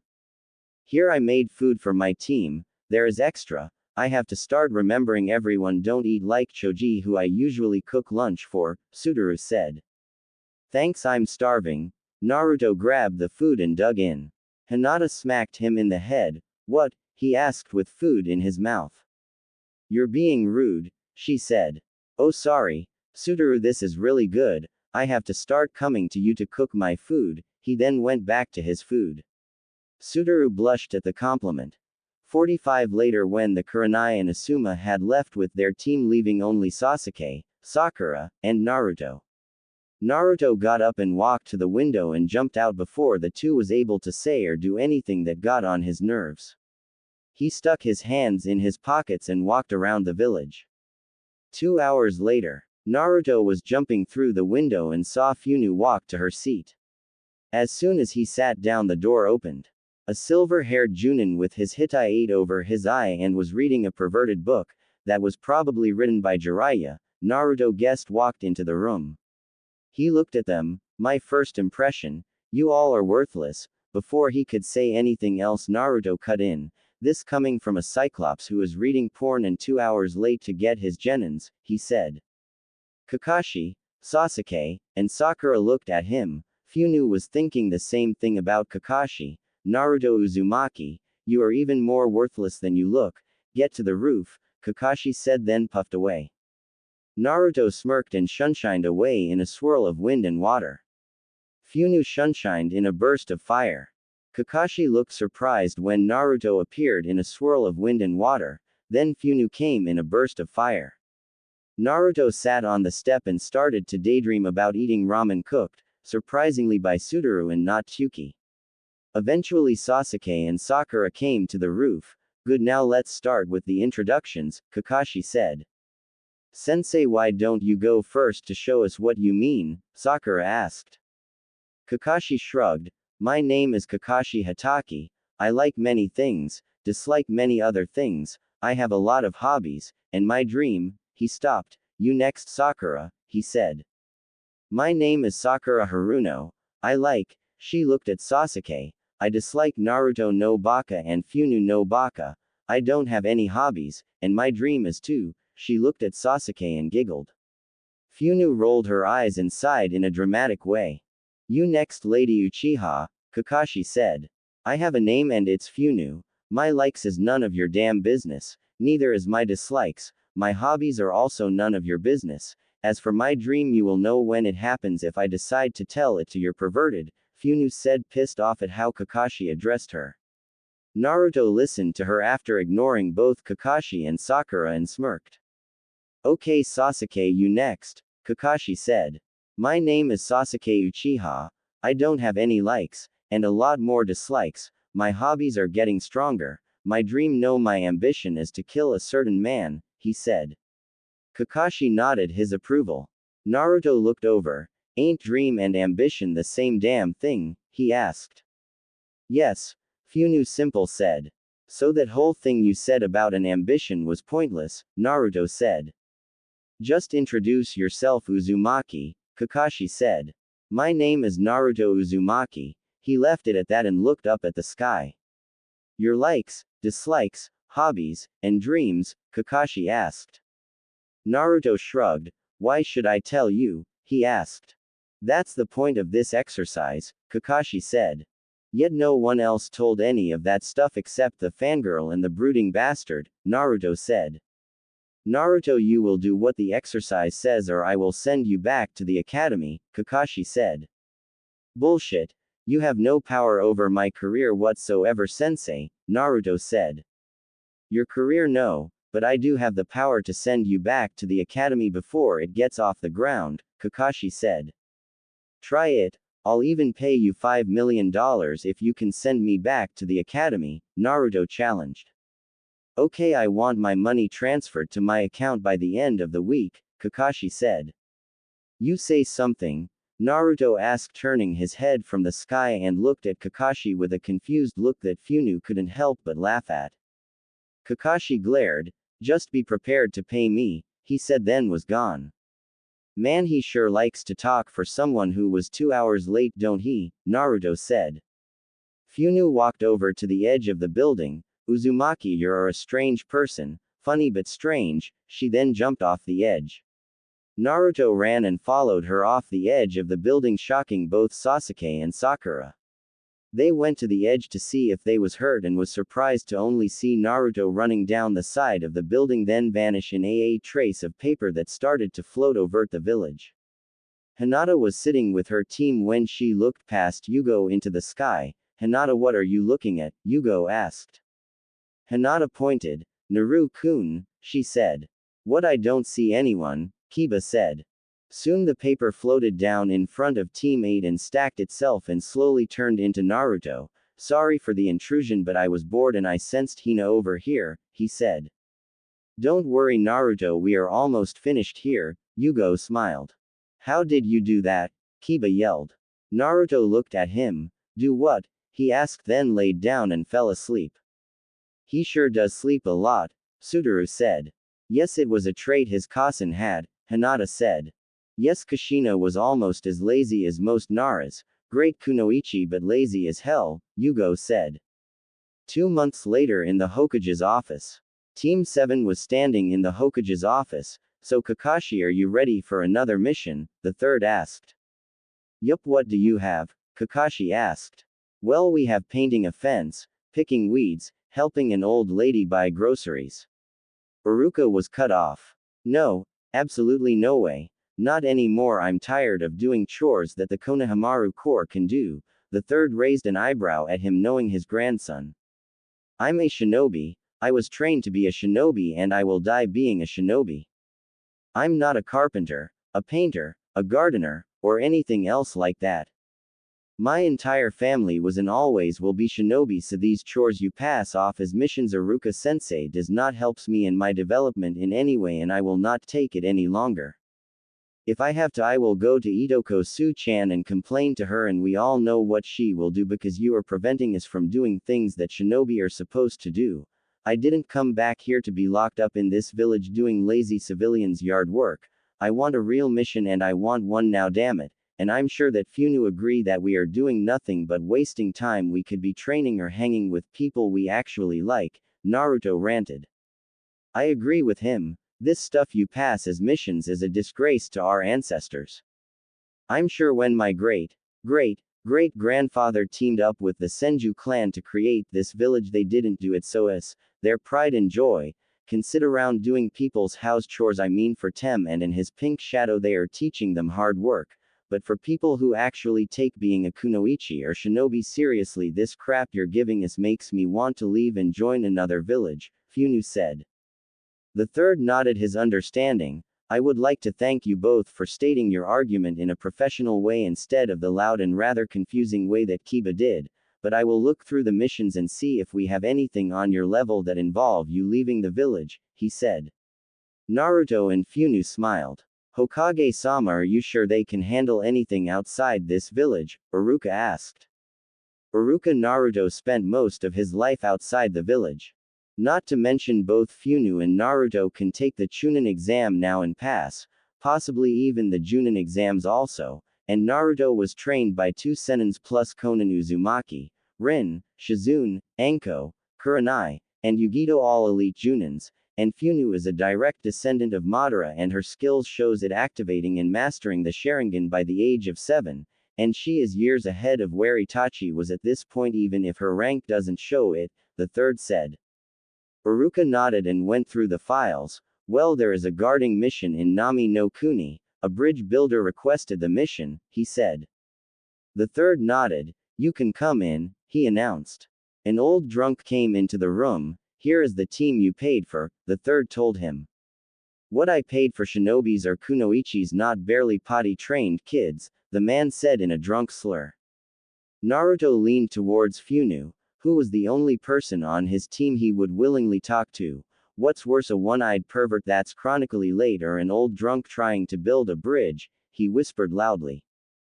Funu and the third laughed a little. It depends on which I would have to deal with, because the drunk would be easy to lose and I can go on about my day, she whispered back loudly. I agree, plus we don't risk the one-eyed pervert trying to peep on us, he replied. Naruto and Funu, you will show respect to your elders, Iruka yelled, bopping both on the head. Itai, what was that for scar face? Naruto asked. Naruto no baka, shut up, you're annoying Sasuke-kun, Sakura yelled. Naruto blinked. Who is Sasuke? Oh wait, Tem's name is Sasuke, he asked. You leave tomorrow at noon from the main gate, the third said, dismissing them. The next day at the gate, Naruto walked to the gate and saw Funu walking there also. Don't you and Tem live together? He asked her. We share an apartment, but I try and stay away from him. I don't want to catch his disease, Funu replied. Naruto laughed. You're funny when you open up to people, he said. Funu shrugged. I only open up to people who have earned my respect, she said. So you don't respect Hina? Naruto asked. She looked at him. Respect have nothing to do with that. She has amazing skills. She is someone who I can have as a rival to help me grow stronger, she said. Naruto nodded. I wish I had someone like that. I mean, don't get me wrong, the girls are plenty strong, but it's hard to have a rivalry with them because we are so close, he said. Don't worry, you will find the perfect one soon enough, Funu said. Kakashi walked up with Tazuna, Sasuke, and Sakura. Naruto looked at Kakashi, then at Funu and back. He then grabbed his heart. Oh no, the world is coming to an end. He is on time, he said in a dramatic way while falling back as if having a heart attack. Tazuna and Funu laughed. The other three scoffed at him. Let's go, we don't want to fall behind, Kakashi said. Too late to try and turn over a new leaf, you're already way behind on the time thing. I'm willing to bet you was late for your own birth, Naruto commented. Uzumaki shut up, Kakashi said. What crawled in his house and changed his porn out with gay porn? Naruto whispered to Funu, who laughed hard because Naruto told her about the prank him and the Konohamaru Corps pulled last night. They was walking and Naruto finally stopped cracking jokes about his team and was quiet. They passed a puddle that Naruto and Funu immediately knew meant trouble. Naruto slowly bit his finger while Funu readied her bow staff. As soon as the two came out of the puddle, they had their weapons in hand. Naruto had his gunblade coming in a downward arch while Funu brought her bow staff in an upward arch at the two.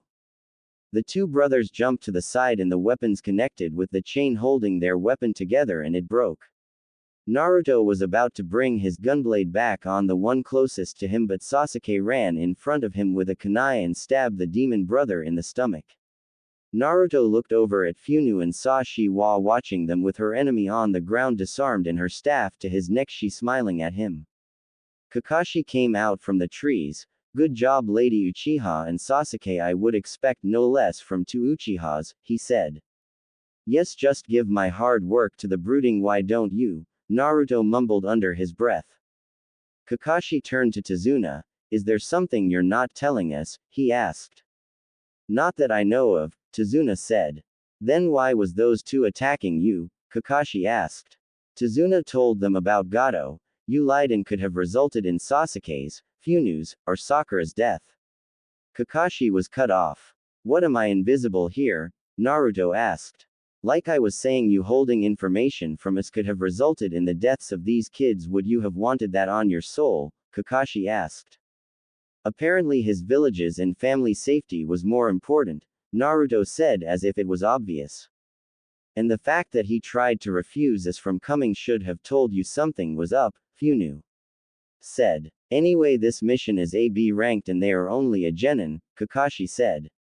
Yay in rank, but that's not the important, it's level that's important, and Jiraiya himself told me that I'm a level C shinobi and I am willing to bet that Funu is also at least a level C kunoichi while the demon brothers are also level C, so by that information we can do this mission, Naruto stated logically. I can't risk those three dying on this mission, Kakashi said.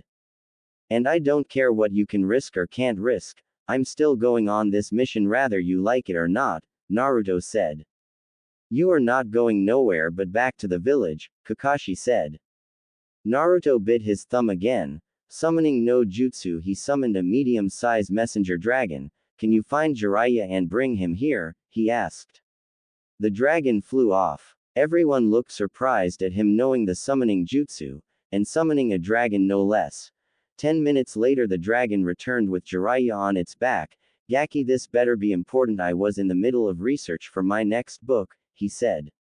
Naruto rolled his eyes. Sensei here don't believe that you told me that I'm a C-level shinobi and is determined that he can't risk Tem, Funu and Flat Chest dying, while not even worried about my own safety on a mission that we clearly are capable of doing, he said. Jiraiya looked at Kakashi. Are you saying that I don't know what I'm talking about when I train someone? I, the one who trained the Yondaime, who by the way trained you. Are you suggesting that I would lie to a shinobi on what level they are? And more importantly, Kakashi, if I find out you're playing favorites with your genins, you will have more problems than you and your constant copying others' jutsus can handle, he said. No, Jiraiya-sama, I'm not playing favorites, and I just said that the council would be disappointed if something happened to them, Kakashi said quickly. Just know if I get another complaint from Naruto, my godson, you will be in a world full of hurt, Jiraiya said, then tossed Naruto a scroll. You better have that jutsu completed when you return. He then vanished. Naruto smiled brightly at the terrified look in Kakashi's one eye. Funu couldn't help but smile at Kakashi being put in his place and walked over to Naruto. So the Uzumaki can do more than swing his feet and arms, she joked. Do I sense a hint of jealousy from the ever upbeat Uchiha? He joked back. Then they both started to laugh. Right then, let's get going, Kakashi said. As they walked, Funu started to speak. So what jutsu was in the scroll? She asked. Mokuden. 4 Pillars Prison, Naruto said. Funu looked at him shocked. You can do Mokuden jutsus, she said. Yes, please don't tell anyone. I don't want to deal with people treating me like they do you and Tem, Naruto said. Sure, I'll keep your secret, but it will cost you, Funu said. What if I can get you a summon contract? Naruto said. Funu thought. What can you get? She asked. Naruto thought. There is a lion contract in Nami no Kuni, but you have to find it. The dragon then puffed away. I'll help you find it, Naruto said. Deal, Funu said. Life and Times of Funu Uchiha. Team 7 was walking to Nami no Kuni when Naruto thought of something. Funu, you know about me, why have you never told me about you? He asked. Funu shrugged. You never asked, she said. Well, can you tell me about you? He asked. It's a long story, she warned. I want to know more about you, he told her. Fine, Funu said. Flashback. Funu's Uchiha was walking around the Uchiha district by herself. Being a direct descendant of Madara, she was treated like royalty by everyone in the clan, and it annoyed her. Instead of praising her for how hard she trained, they praised her for things that happened decades before she was born. And having the long hair and some facial appearance of Madara didn't help. She was the youngest living Uchiha, only 5 years old, but she was already predicted by the clan elders to be a prodigy. As she thought about that, it pissed her off even more. They never even saw my fight, or train for that matter. How do they know I'm going to be a prodigy? She thought.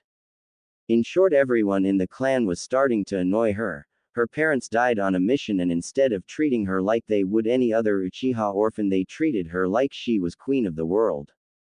She quickly developed an attitude that said, with me and I'll hurt you even if I am only 5 feet, and a few times she went through on that to one. Sasuke Uchiha, the boy closest to her age, only a year older, after he kept asking for her hand in marriage. Honestly, I'm 5 years old, why the hell would I think about marrying anyone, let alone someone who can't beat me, she thought angrily. Her mental rant on how pissed off she was at the Uchiha clan was interrupted. Funu, dinner's ready, her guardian said.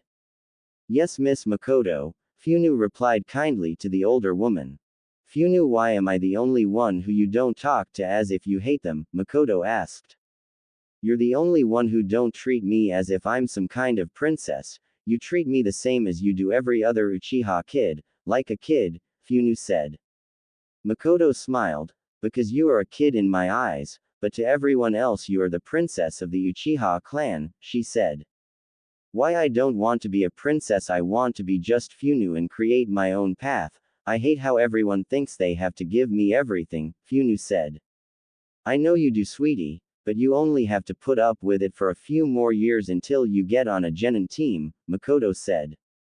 Funu followed Makoto in silence to her house and took her normal seat next to Sasuke. Sasuke blushed like usual, which Funu ignored, and grabbed a plate and filled it with potatoes and fish, her favorite dinner. As she started eating, she felt a pair of eyes on her and looked up. What? She asked. Funu, I know you have been training by yourself, but now I'm going to start training you, Fugaku said. What Otusan can you train me? Sasuke asked. Of course he will, Sasu-kun, Makoto said. Fugaku was about to object until Makoto glared at him. Of course, son, you can train with us, he said nervously, looking at Makoto, who smiled sweetly at him. Funu rolled her eyes. Yay, whatever, not like I have a choice, she said. Of course you have a choice, you're the heir to the clan, Fugaku said. No, she don't have a choice. This isn't an option, it's time for her to get trained formally by someone who knows what they are doing, Makoto said. Makoto, she does have a choice in this, Fugaku said. Why is that? Because she is a descendant of Madara or because she is the heir? Makoto asked. Well, both, Fugaku said. Makoto pinched the bridge of her nose. You're letting a 5-year-old tell you what to do, yet you boast about being the strongest in the clan. You're a walking contradiction, and you're sleeping on the couch for the next month, she said. What? Why, I didn't do nothing, Fugaku said. This is not a discussion, or you don't have an option. Do not come into my room this month, Makoto said and started to eat. Funu smiled and continued to eat her food. Thank you, Miss Makoto, she said. Don't thank me, dear, and no more, Miss Makoto, you're as much of my family as anyone else, Just call me Makoto, she said. The next day, Funu just finished training with Sasuke and Fugaku. The entire thing was supervised by Makoto because Fugaku was showing special attention to Funu and not training them how he was supposed to. Funu at the moment was walking around the village and went to the park. As she got there, she saw it was empty except one girl. She went up to her. Can I play with you? She asked. Sure. I'm Suduru Akamichi, she said. Funu Uchiha, she told the girl. Suduru looked at her. You seem different than any other Uchiha. Why is that? She asked. What do you mean? Funu asked. Well, the other Uchiha our age is stuck up and always talk about me and says how he is so much better than me, Suduru said. Oh, you mean Sasuke? I don't like him, he fawns over me all the time, it's really annoying, Funu said.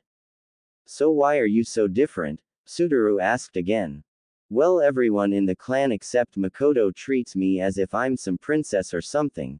No one treats me like a child, so I decided I'm going to be just like Makoto. She is so nice but still strong, and she didn't even unlock her Sharingan, Funu said. Oh, want to be friends? Suduru asked. Sure, Funu said. A few hours later, Makoto came looking for Funu and found the two playing in the sandbox. Funu having fun. Who is your friend? She asked. Yes, and this is Suduru. She is an Akamichi, Funu said. Well, hello, I'm Makoto, she said. Hello. Funu told me about how nice you was, Suduru said. Is that so? Makoto asked with a smile.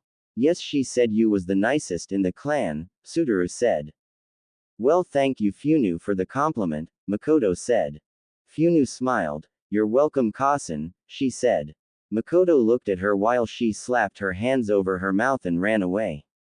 Suduru looked at where she was sitting at. Why did she run like that? She asked. Don't worry about it. I'll make sure she gets home safe. You should get going yourself, it's almost dark out, Makoto said and went after Funu. Funu ran into the forest that was closest to the park. She ran to her secret spot that she made a grave for her parents.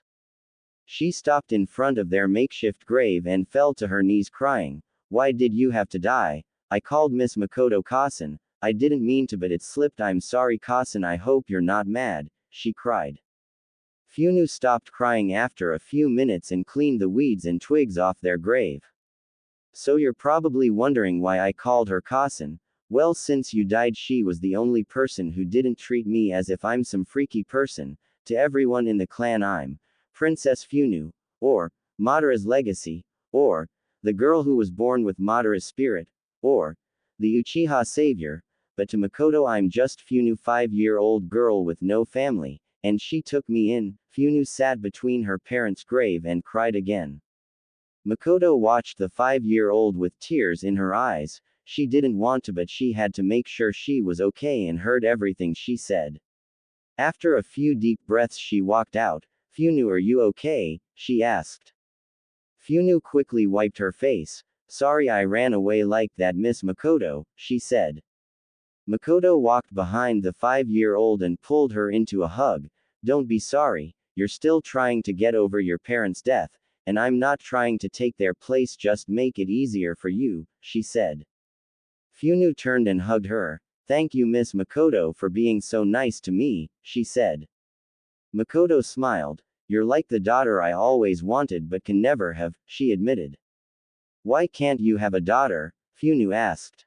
Well, I can't have any babies. I got too injured during a mission to have any, Makoto said, trying not to get into the details. Oh, Funu said. She laid her head on Makoto's shoulder. Well, Funu, time for us to get back home, Makoto said. Okay, Kasen, Funu said. What did you call me? Makoto asked. I called you Kasen. I talked to mine and she said she is not mad that I call you Kasen, Funu said. Makoto looked at the makeshift grave and smiled, then carried her daughter home. Makoto walked into the house carrying Funu and Sasuke looked at them. Kasen, why are you carrying Funu? He asked. Because she wanted me to carry her, Makoto responded. But she is not your daughter, her parents are dead, Sasuke said. Sasuke Uchiha, go to your room and don't come out until I tell you to, Makoto said. What why I didn't do nothing, Sasuke complained. Funu kept her face into Makoto's shoulder so Sasuke wouldn't see her cry and make fun of her. Makoto just glared at her youngest son. Sasuke, I said get to your room now. You have no idea how those words hurt and I'm very disappointed that you would say something like that, she said. But Kasen, Sasuke whined. Makoto smacked him. I said get to your room, she demanded. Sasuke ran to his room crying while holding his hurting face. Makoto took Funu to her room and laid her on her bed. Don't be mad, he takes after his Otusan and you know how much an idiot he is, she said. But why would he say something like that? He don't know how it feels not to have parents to play with me, to punish me, or to eat with me, Funu cried. Makoto rubbed her back. Shush my daughter, I want you to know that your parents are always watching you, she said. Really? Funu asked. Makoto kissed her head. Yes they are and they will be proud of the young woman you're growing into, she said. Thanks Kasen, that means a lot to me, Funu said. Makoto smiled. I'll bring your dinner up to you after I talk to that son of mine, she said. Later that night after Funu finished her dinner, Makoto walked into her room with Sasuke. Funu glared at him then turned to face the other way. Funu, don't be like that, Makoto said. He shouldn't be such a stupid head, Funu said. You have a point Funu, Makoto said then turned to Sasuke. Sasuke, do you have something to say? She asked. Sorry, he said. Funu just ignored him. Sorry for what? Makoto asked. Sorry for what I said, Sasuke said. And, Makoto asked. And I will never say it again or I will be in trouble, Sasuke said. Funu still ignored him. Funu, Makoto said. Fine, I forgive you for being a stupid head, she said not looking at him. Good, now time for bed both of you, Makoto said. Once she heard Sasuke walk out, Funu turned around. Can you train me instead? She asked. Are you sure Fugaku is stronger than I am? Makoto asked. I don't care how strong he is, I don't want to be strong, I want to be like you, a great kunoichi, wife, and Kasen, Funu said. Sure, I'll train you Funu, but I won't go easy on you just because you're my daughter, Makoto said. Funu smiled. Thanks Kasen, she said and closed her eyes to sleep. 2 months later, Funu and Sasuke was standing across from each other in the training field. Be careful you two, this is just a spar, don't try and hurt each other, Makoto said. Begin, Fugaku said. Sasuke took off towards Funu and aimed a punch towards her head. Funu ducked under the hit and tried to kick Sasuke in the stomach. The older boy used his greater speed to dodge and get behind Funu. Funu wasn't no slouch in the speed department either and showed how her training with Makoto helped her by being able to keep up with Sasuke, who was said to be the fastest young Uchiha. Sasuke kicked at Funu's midsection but Funu blocked and tried to kick him in the head. They exchanged and blocked a few hits and kicks with each other until Sasuke was able to score a right hook to Funu's chin. Fugaku jumped in the middle. That's enough, he said.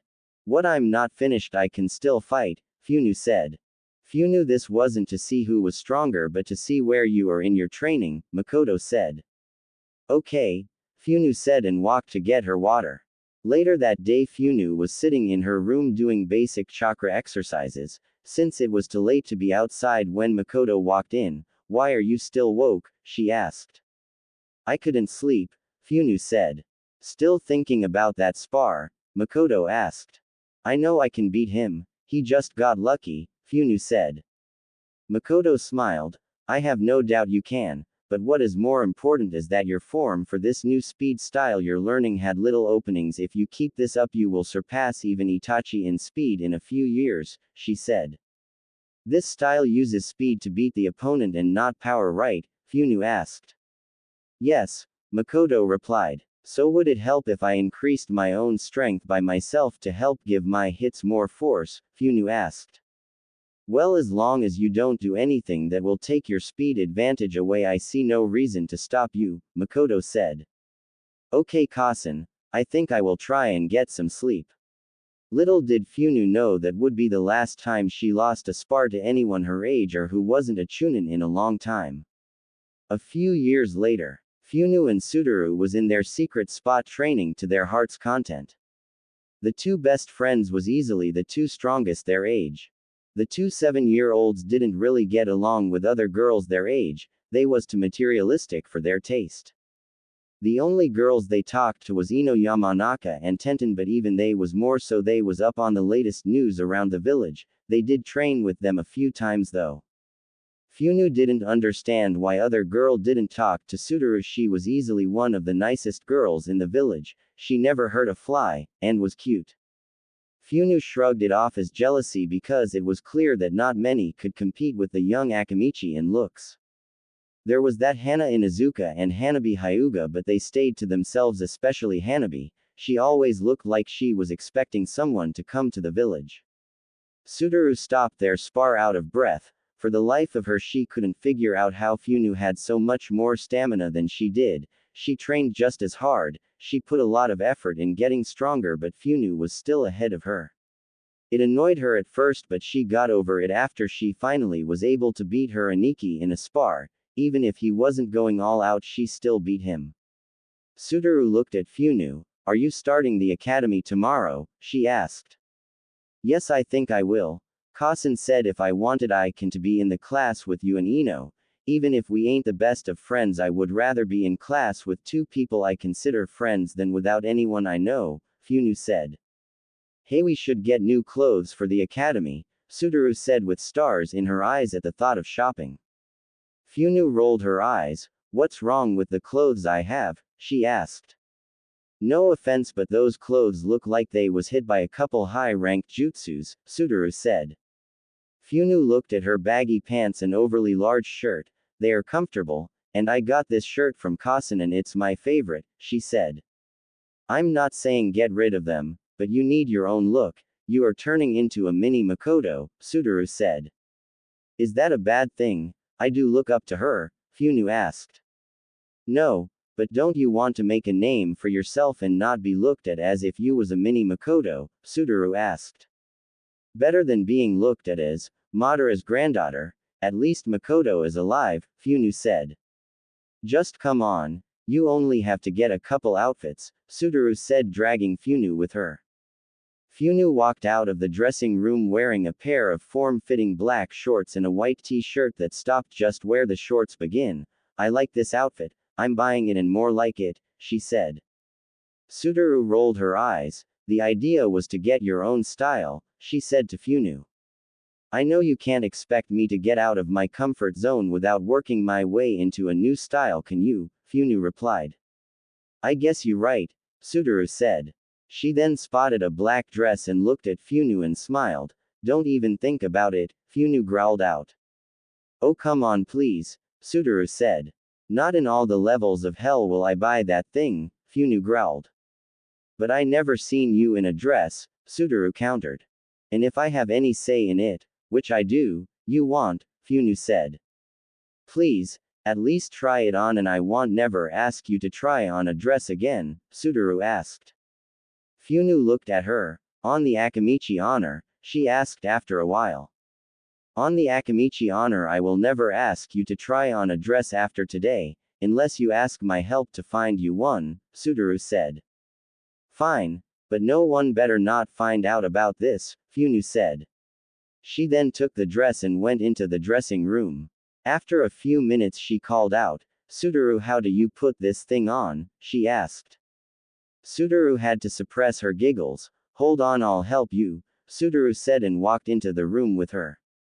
After she had the dress on, Sudaru and Funu stepped out of the dressing room and Sudaru looked at her. Funu didn't know what to do, so she spent around so Sudaru can see the entire thing. What do you think? She asked. You're beautiful. I would ask you to buy it, but I made a promise, Sudaru said. Funu thought. Well, it feels weird, she said. At least you know how to put on a dress if you ever need to wear one, Sudaru said. Yay, but I never will, Funu said. What about when you get married or if you go to a funeral? Sudaru asked. Funu shrugged. I'll wear my normal clothes, she said. A few years later, Funu was staying at the Akamichi compound when the village's alarm went off. The two 10-year-olds jumped off the couch and ran to find Sudaru's parents. Shuza ran to them. "Come with me, Funu. Sudaru, go in the kitchen with your Kasan and Choji," he said. Shuza put his hand on Funu's shoulder and vanished from Sudaru's view with a shunshin and appeared in the hospital. "What happened to Sasuke?" she asked. "There was a murder in the Uchiha clan," the third said. "A murder? What happened? Is everyone else okay?" Funu asked, worried. "I don't know how to tell you, but you and Sasuke are two of the last 3 Uchihas," the third said. "What do you mean?" Funu asked, scared of what she was hearing. "Itachi killed the Uchihas except you and Sasuke. He also put Sasuke in the hospital. I think he used the Mangekyo Sharingan to show him killing everyone and caused Sasuke to go unconscious," the third said. Funu dropped to her knees crying. "And Kasan? Is she dead also?" she asked, already knowing the answer but had to ask anyway. After all, she was the only Uchiha that was ever nice to her. "I'm sorry, Funu. I know how much Makoto meant to you after your parents died," the third was cut off.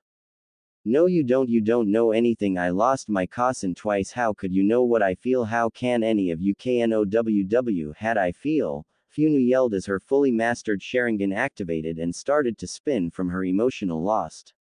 She then jumped out the window and ran away from everything. The third and Shuza looked at the window the 10-year-old jumped out of. "I hope she is going to be okay," Shuza said. "As do I," the third said. "She is right, you know. No one knows what it's like to lose 2 Kasans. Most of us never lost our first," Shuza said. "I know, but what can we do besides give her time and our support?" the third asked. "I don't think she wants our support. Honestly, I have seen this girl in action and she is amazing. It's no wonder Makoto takes so much pride in her, even saying she is better than Itachi when he was at her age. I think the only thing we can do is wait and hope this don't kill the girl we all knew as Funu and create the girl the Uchihas called Madara's granddaughter," Shuza said. "You're right. Now I have a large funeral to plan," the third said. Funu ran, then ran some more, and ran again. She didn't know where she was going. She could barely see in front of her face with all the tears. When she stopped, she found herself in a familiar place. "Oh Kasan, why do everything always get taken away from me?" she cried to the 2 makeshift graves. Funu just sat there crying her eyes out. 3 days later, the day of the Uchiha funeral was upon the village and no one had seen Funu even once since she was told the news.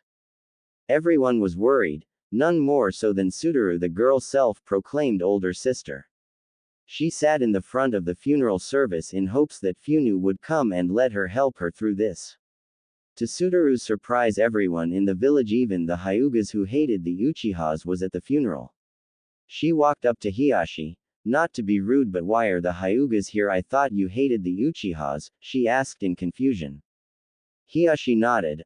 "I understand the reason for the question and we do hate each other, but the Hyugas don't have a reason not to come to the funeral if it involves someone from this village, and no matter how much we hated each other, we both depended on the other to keep enemies from outside the village off our back while we watched over our half of the village," he explained. "So what will you do now?" Sudaru asked. "I will do what I can to keep the village safe like always. Today is a time to mourn, but our enemies will not take it easy on trying to catch us off guard, and as long as the Hyuga clan is alive, we will do all we can to make up for the loss of one of the largest shinobi clans in the village. Of course we can't do it by ourselves, and I would expect the other shinobi clans to do the same," Hiyashi said. "Oh," was all Sudaru said as she walked back to her seat. Everyone who was around was just as surprised at what Hiyashi said, all knowing how many times Hiyashi and Fugashi